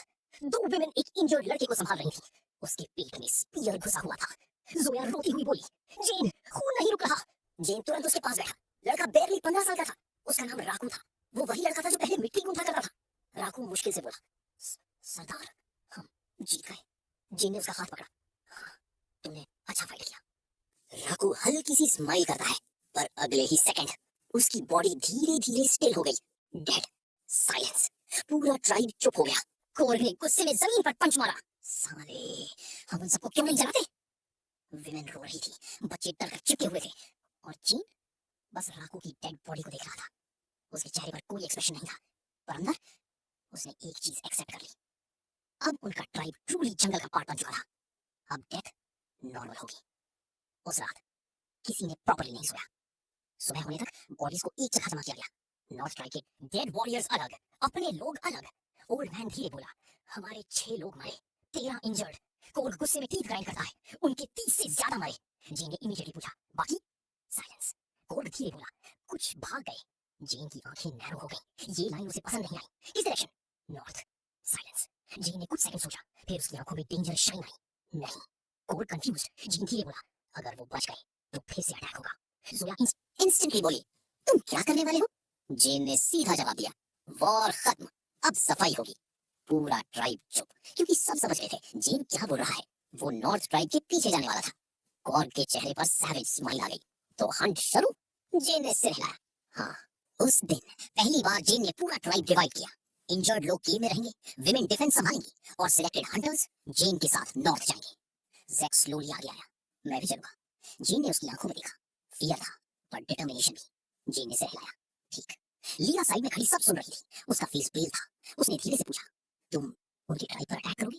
जीन ने सीधा जवाब दिया, हाँ, वरना वो वापस आएंगे। लीरा चुप हो गई क्योंकि उसे पता था जीन सही था, पर उस मोमेंट में उसने पहली बार रियलाइज किया ये आदमी सिर्फ डिफेंड नहीं करता, ये डिस्ट्रॉय भी करता है। शाम तक जीन की स्मॉल हंटिंग टीम रेडी थी। 10 hunters, spears, stone knifes, dry meat, fire kits. Korg excited था, जैक नर्वस और जीन बिल्कुल काम, जैसे ये सब उसके लिए नॉर्मल हो। जंगल के नॉर्थ साइड की तरफ बढ़ते वक्त हवा और ठंडी होने लगी। पेड़ बड़े और डेंस हो गए और जमीन पर फ्रेश फुटप्रिंट्स क्लियरली दिख रहे थे, नॉर्थ वॉरियर्स के। कॉर्ग नीचे झुककर बोला, वो जल्दी में भागी। जीन ने सिर हिलाया, हाँ, क्योंकि उन्हें लग रहा है हम पीछा नहीं करेंगे, और यही उनकी गलती थी।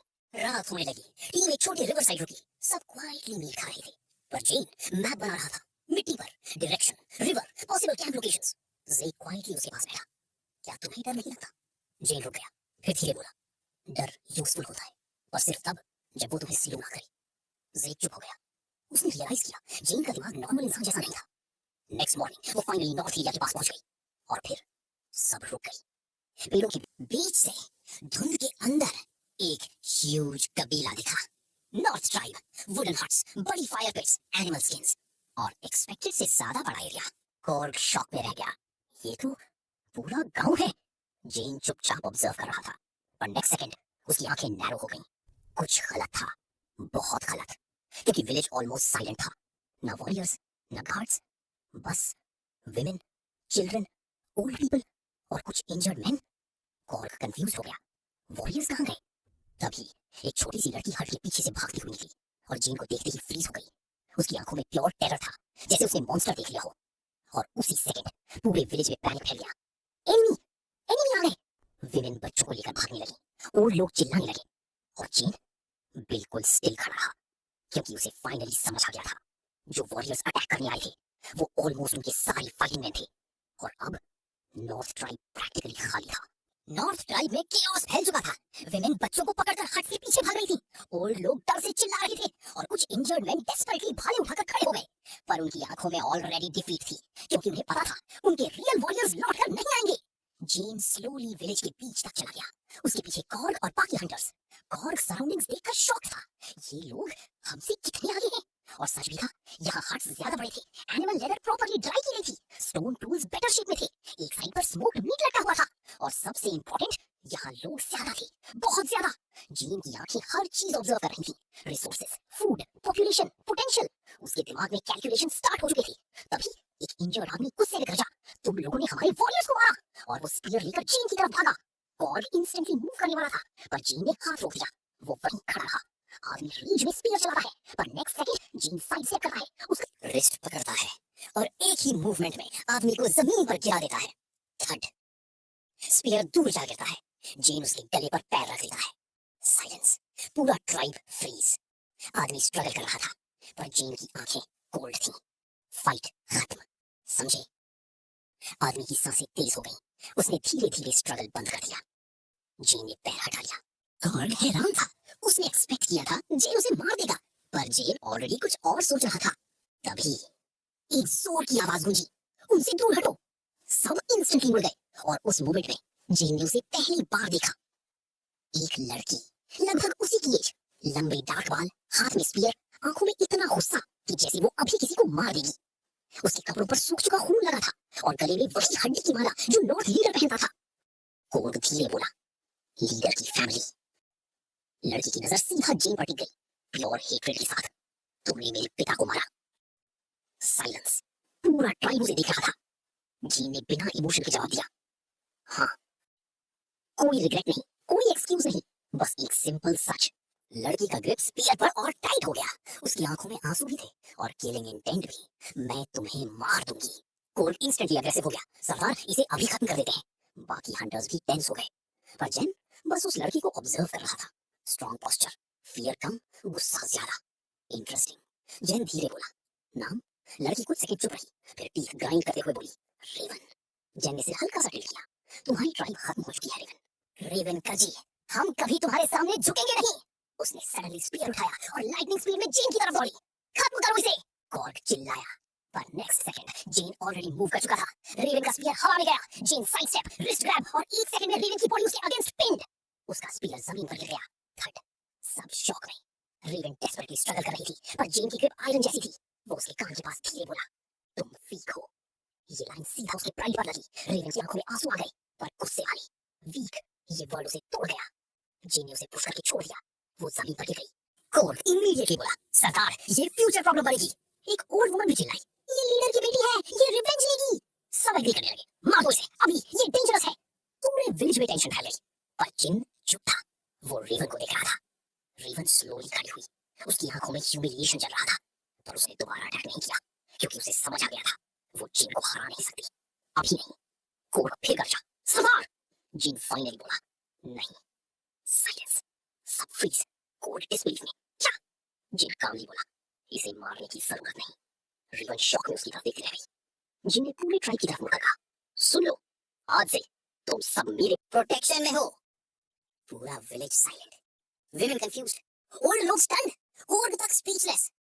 जिन ने कंटिन्यू किया, जो फाइट करना चाहता है मर सकता है, जो जिंदा रहना चाहता है वो मेरे साथ चलेगा। एक छोटा बच्चा डरकर मां से चिपक गया। एक ओल्ड मैन धीरे बोला, हमारे पास चॉइस है। जिन की आंखें कोल्ड हो गई, नहीं।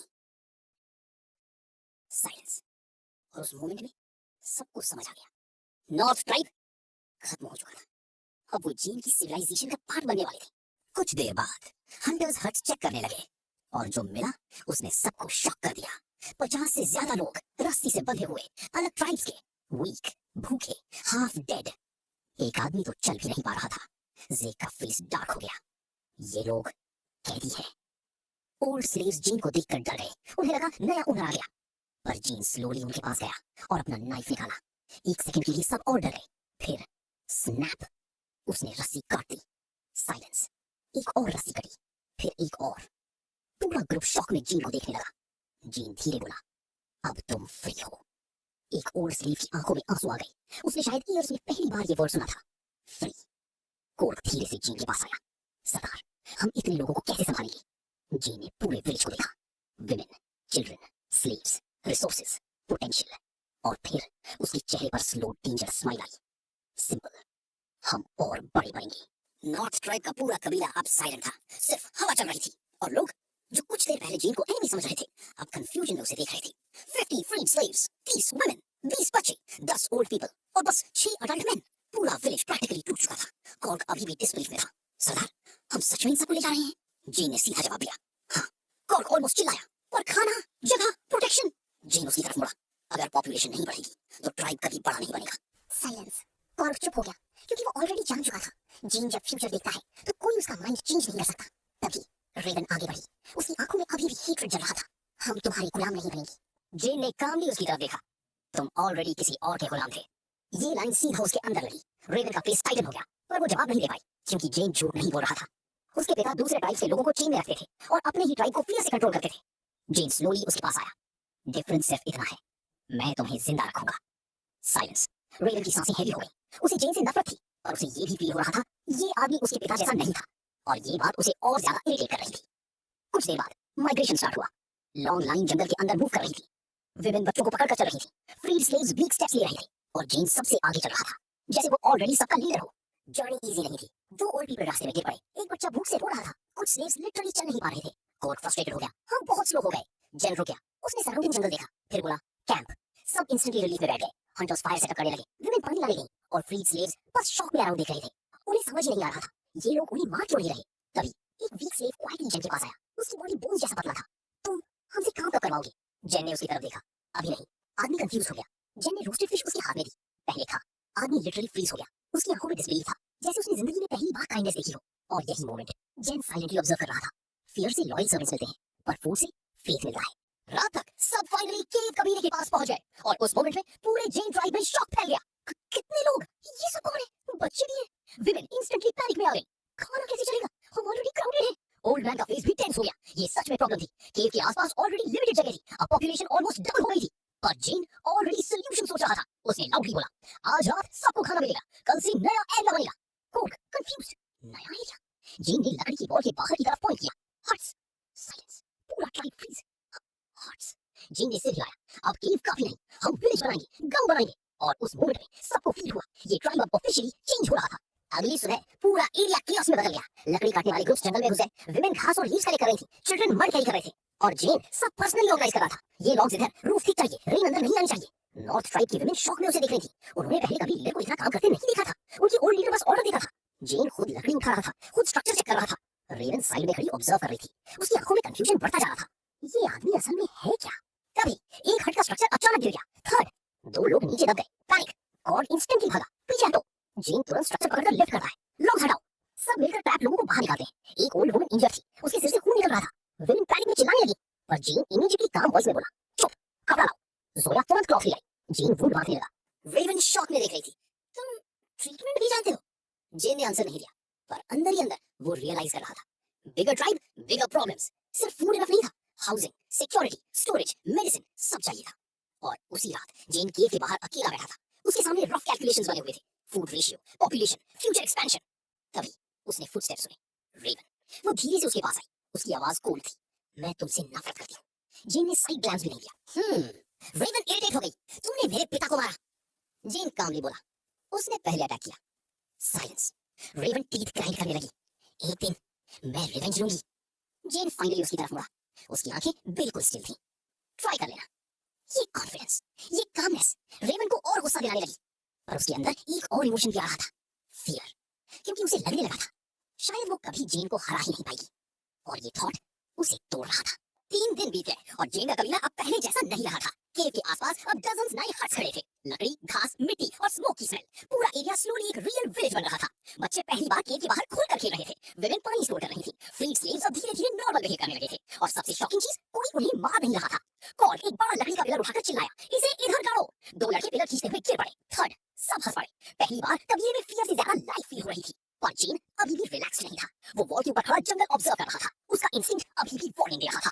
जोया धीरे से उसके पास आई। तुम अभी भी टेंशन में हो? जेन ने बिना मुड़े जवाब दिया, जितने ज्यादा लोग उतनी ज्यादा प्रॉब्लम्स। जोया ने नीचे विलेज को देखा। Children laughing, women cooking, smoke rising. बस सब खुश हैं। जेन की आंखें नैरो हो गई। जंगल खुश लोगों को पसंद नहीं करता। और जैसे जंगल ने उसकी बात सुन ली हो, दूर एक हॉर्न की आवाज गूंजी। बू। पूरा कबीला फ्रीज। कॉल इंस्टेंटली वॉल पर चढ़ गया। सरदार, जंगल साइड। जेन की आंखें कोल्ड हो गई। और अगले ही सेकंड पेड़ों के बीच से शैडोज भागते हुए निकले। नॉर्थ ट्राइब के बचे हुए वॉरियर्स। और इस बार वो और ज्यादा डेस्परेट लग रहे थे। रिवेंज, उन्हें मारो। रेवन का फेस सफेद पड़ गया। इम्पॉसिबल, ये लोग बच कैसे गए? जेन इंस्टेंटली समझ गया, बैटल वाली रात कुछ लोग जंगल में छुप गए थे और अब वो रिवेंज नहीं आए थे। पर सबसे बुरी बात, इस वक्त विलेज वल्नरेबल था। Half walls under construction, women बाहर, चिल्ड्रन एक्सपोज्ड। कोल्ड रेज में गजा, स्पीयर्स लो। पर नॉर्थ वॉरियर्स ऑलरेडी चार्ज कर चुके थे। एक फ्लेमिंग स्पीयर सीधा हाथ पर गया। वूश, घास का रूफ इंस्टेंटली जल उठा। विमेन चिल्लाने लगी, बच्चों को अंदर ले जाओ। Chaos, pure chaos. एक वॉरियर एक वुमन पर अटैक करता, पर नेक्स्ट सेकंड ज़ीक शैडो की तरह पीछे से आया। स्टोन नाइफ सीधा वॉरियर की किडनी में। चक। ज़ीक ने उसका मुंह बंद करके नीचे गिरा दिया। साइलेंट किल। दूसरी तरफ कोल्ड लिटरली बीस्ट बन चुका था। वो एक वॉरियर को शील्ड समेत धक्का देता है। क्रैक। दोनों लकड़ी की वॉल से टकराते हैं। कोर्ब उसका स्पीयर खींचकर सीधा उसके मुंह में घुसा देता है। खून हवा में फैल गया। जेन मीनवाइल बैटलफील्ड स्कैन कर रहा था। Enemy count, fast, desperate, dangerous. और तभी 9 वॉरियर्स साइड हट्स की तरफ भाग रहे थे, जहां उसने देखा 3 चिल्ड्रन थे। जेन की आंखों में इंस्टेंटली किलिंग इंटेंट भर गया। वो बिना कुछ बोले मूव हुआ। एक वॉरियर ने बच्चे को पकड़ने की कोशिश की, पर नेक्स्ट सेकंड थ्वैक, जेन का स्पीयर सीधा उसकी बैक के आर पार। Warrior freeze, dead. बाकी 2 मुड़े और उन्होंने बस एक ब्लर देखा। जेन, एक वॉरियर स्पीयर स्विंग करता है। जेन नीचे डक, पत्थर उठाता है और पूरी फोर्स से वॉरियर के जॉ पर क्रैक, दांत और खून हवा में।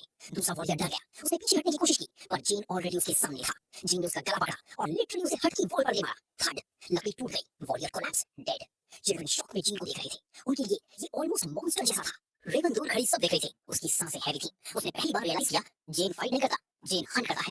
तभी एक लाउड स्क्रीम गूंजी, कॉर्ग। सब मुड़े। एक नॉर्थ वॉरियर ने कॉर्ग के शोल्डर में स्पीयर घुसा दिया था। खून बस्ट हुआ। कॉर्ग रीच में चीखा और वॉरियर को पकड़कर नीचे गिरा दिया, और उसका हाथ वीक पड़ रहा था। जेन इंस्टेंटली मूव हुआ, एक बर्निंग टॉर्च उठाई और सीधा वॉरियर की फेस पर दबा दी। बर्निंग फ्लेश की स्मेल हवा में फैल गई। जेन ने स्पीयर खींचकर वॉरियर की हाथ में घुसा दिया। साइलेंस। कॉर्ग घुटने पर गिर गया। उसका शोल्डर हेवी ब्लीड कर रहा था। जोया इंस्टेंटली उसके पास भागी। प्रेशर लगाओ। बैटल ऑलमोस्ट खत्म हो चुका था। बचे हुए नॉर्थ वॉरियर्स फियर में पीछे हटने लगे। उन्होंने एक्सपेक्ट नहीं किया था कि इतने बड़े कबीले के बावजूद ये ट्राइब अब भी मॉन्स्टर्स की तरह फाइट करेगा। एक वॉरियर चिल्लाया, पीछे हटो, और वो जंगल की तरफ भागने लगे। कॉर्ग गरजा, उन्हें मत जाने दो। पर जेन ने हाथ उठाया। नहीं। सब शॉक में, कॉर्ग गुस्से में, पर जेन कोल्ड वॉइस में बोला, वो ऑलरेडी टूट चुके हैं। अब वो कभी वापस अटैक नहीं करेंगे। और सच में उन वॉरियर्स की आंखों में रिवेंज नहीं था, सिर्फ टेरर। वो जंगल में डिसअपीयर हो गई। साइलेंस। सिर्फ बर्निंग हट्स की आवाज बच गई। विमेन रो रही थी। चिल्ड्रन डरे हुए थे। 2 हट्स जल चुकी थी। 3 लोग इंजर्ड और कॉर्ग हेवीली ब्लीडिंग। जेन स्लोली बर्निंग कबीले को देख रहा था। उसके अंदर एक और रियलाइजेशन हुआ, big tribe is equal to big target. और अगर उसे सिविलाइजेशन बनाना है तो अब रैंडम हंट्स इनफ नहीं, उसे प्रॉपर डिफेंस चाहिए, storage, organisation, discipline, war system. रात को सब इंजर्ड लोगों के अराउंड बैठे थे, कोर का वुंड बांधा जा रहा था। वो पेन में भी हंसा। साले अच्छा मारते हैं। जोया इरिटेट हो गई। चुप रहो। सब हल्की हंसी में टूट पड़े। टेंशन के बीच भी लाइफ चल रही थी। तभी रेवन क्वाइटली जिन के पास आई। उसकी आंखों में पहली बार हेट्रेड कम थी। तुमने बच्चों को बचाया, जिन ने सिंपल जवाब दिया। रेवन कुछ सेकंड चुप रही, फिर धीरे बोली, मेरे पिता होते तो वो पहले खुद बचने भागते। जिन ने उसकी तरफ देखा और उस मोमेंट में रेवन के अंदर कुछ टूट गया, क्योंकि पहली बार उसने एक्सेप्ट किया जिन उसके पिता से बेटर लीडर था। नॉर्थ ट्राइब के लास्ट अटैक के बाद कबीले में सब कुछ बदल गया था। अब लोग हंसते कम थे और गार्ड ज्यादा दिखते थे। रात को फायर पॉइंट्स डबल कर दिए गए, वॉल और ऊंची बनने लगी और हर अडल्ट के पास अब स्पीयर था। जेन ने जंगल को सीरियसली लेना शुरू कर दिया था। पर असली प्रॉब्लम एनिमी नहीं थी, असली प्रॉब्लम थी फूड। पॉपुलेशन इतनी फास्ट बढ़ रही थी कि स्टोरेज डेंजरस स्पीड से खाली हो रहा था। सुबह old man drawing storage check कर रहा था। उसका फेस धीरे धीरे टेंस होता गया। कोल्ड शोल्डर बैंडेज होने के बावजूद अंदर आया। कितना बचा है? ओल्ड मैन ने धीरे बोला, इस स्पीड से 15 दिन। साइलेंस। गॉड का फेस चेंज हो गया। बस। जेन ऑलरेडी वहां खड़ा था। उसने बिना पैनिक के पूछा, फिश कम, पोटैटोस ग्रो हो रहे हैं पर इनफ नहीं। पूरा एटमॉस्फेयर हैवी हो गया। अब उनके पास लोग तो थे पर उन सबको जिंदा रखना भी था। तभी एक छोटा बच्चा बोल लेकर आया। उसने इनोसेंट वॉइस में पूछा, आज मीट मिलेगा? साइलेंस। ओल्ड मैन की आंखें नीचे हो गई। जेन कुछ सेकंड बच्चे को देखता रहा, फिर उसने बोल में अपना पोर्शन डाल दिया। ये लो। बच्चा खुश होकर भाग गया। कोल्ड क्वाइटली जेन को देखने लगा। उसे समझ आ रहा था जेन प्रेशर में है, पर फिर भी पैनिक नहीं कर रहा। और यही बात स्कैरी थी। शाम को जेन ने सब हंटर्स को बुलाया। खाना कम हो रहा है, इसलिए अब लार्ज हंट होगी। कोल्ड इंस्टेंटली ग्रिन करने लगा। फाइनली। पर जेन सीरियस था। ये नॉर्मल हंट नहीं, हम बड़ा जानवर गिराएंगे। साइलेंस। सब फ्रीज। बड़ा जानवर मतलब डेंजर, डेथ, पर रिवॉर्ड भी ह्यूज। रेवन साइड में खड़ी सुन रही थी। उसने धीरे बोला, नॉर्थ साइड रिवर के पास जायंट हॉर्न बीस्ट देखा गया था। सब उसकी तरफ मुड़ गए। कॉर्ग सस्पिशियस था। ट्रैप तो नहीं। रेवन कोल्ड वॉइस में बोली, तुम्हारे मरने से मुझे क्या मिलेगा? कॉर्ग चुप। जेन मीनवाइल इंटरेस्टेड हो गया। कितना बड़ा? रेवन ने हाथ से साइज दिखाया। ऑलमोस्ट 2 आदमियों जितना। कॉर्ग की आंखें चमक उठी। इतना मीट? जेन ने इमीडिएटली डिसीजन ले लिया, सुबह निकलते हैं। उस रात कबीले में अजीब एक्साइटमेंट थी, भूख भी थी, फियर भी और होप भी, क्योंकि अगर हंट सक्सेसफुल हुई तो पूरा ट्राइब वीक्स तक खा सकता था। नेक्स्ट मॉर्निंग 20 हंटर्स जंगल की तरफ निकले। स्पीयर्स, रोप्स, फायर टॉर्चेस और जेन सबसे आगे। रेवन भी साथ थी। गॉड इरिटेट हो गया, ये भी आ रही है? जेन ने सिंपल जवाब दिया, इसे एरिया पता है। रेवन ने साइड ग्लांस दिया और कुछ बोली नहीं। जर्नी डेंजरस थी। जंगल नॉर्थ साइड और डेंस होता गया। फ्रेश फुटप्रिंट्स, टूटे ट्रीज, हेवी स्मेल। गॉड धीरे बोला, ये नॉर्मल जानवर नहीं। जेन नील होकर ग्राउंड चेक करता है। Huge footprints, deep, heavy weight. उसकी आंखों में एक्साइटमेंट चिपक गई। मिल गया। सब साइलेंटली मूव करने लगे और फिर पेड़ों के बीच वो दिखा। Massive horn beast, huge body, black fur, 2 बड़े कर्व्ड हॉर्न्स और एक सिंगल स्टॉम्प से मिट्टी हिल रही थी। हंटर्स लिटरली फ्रीज हो गए। ये तो मॉन्स्टर है। बीस्ट घास खाते हुए हेवी सांस ले रहा था। जेन उसे ऑब्जर्व कर रहा था। Weak points, movement, speed. फिर उसने धीरे बोला, डायरेक्ट फाइट नहीं, ट्रैप। कॉल क्रेन करने लगा। सब पोजीशन लेने लगे। Ropes hidden, spears ready, fire torches prepared. और फिर जेन ने पत्थर उठाकर बीस्ट पर फेंका। थर्ड। बीस्ट ने हेड उठाया, रेड आईज। और अगले सेकंड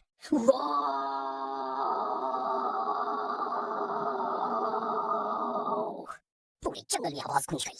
हंटर्स की पैर हिल गई। बीस्ट रेंज में चार्ज करता है। जेन साइड जंप, खींचो। रोप्स टाइट हुई। बीस्ट का पैर फंस गया। वो गिरते गिरते संभला, पर तब तक वुश, स्पीयर्स की रेन, बारिश।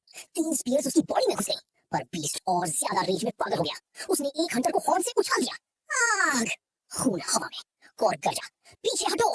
बीस्ट डायरेक्टली जेन की तरफ चार्ज करता है। पूरा ग्राउंड शेक हो रहा था, पर जेन भागा नहीं। लास्ट सेकंड वो साइड डॉज करता है और बर्निंग टॉर्च बीस्ट के मुंह पर दबा देता है। रोर!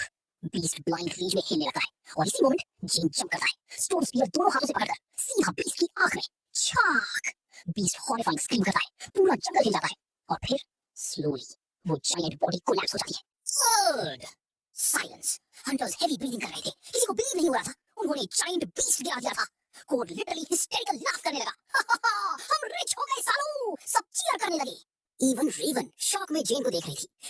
दिमाग में एक ही थॉट चल रहा था, ये आदमी इम्पॉसिबल चीजें करता कैसे है।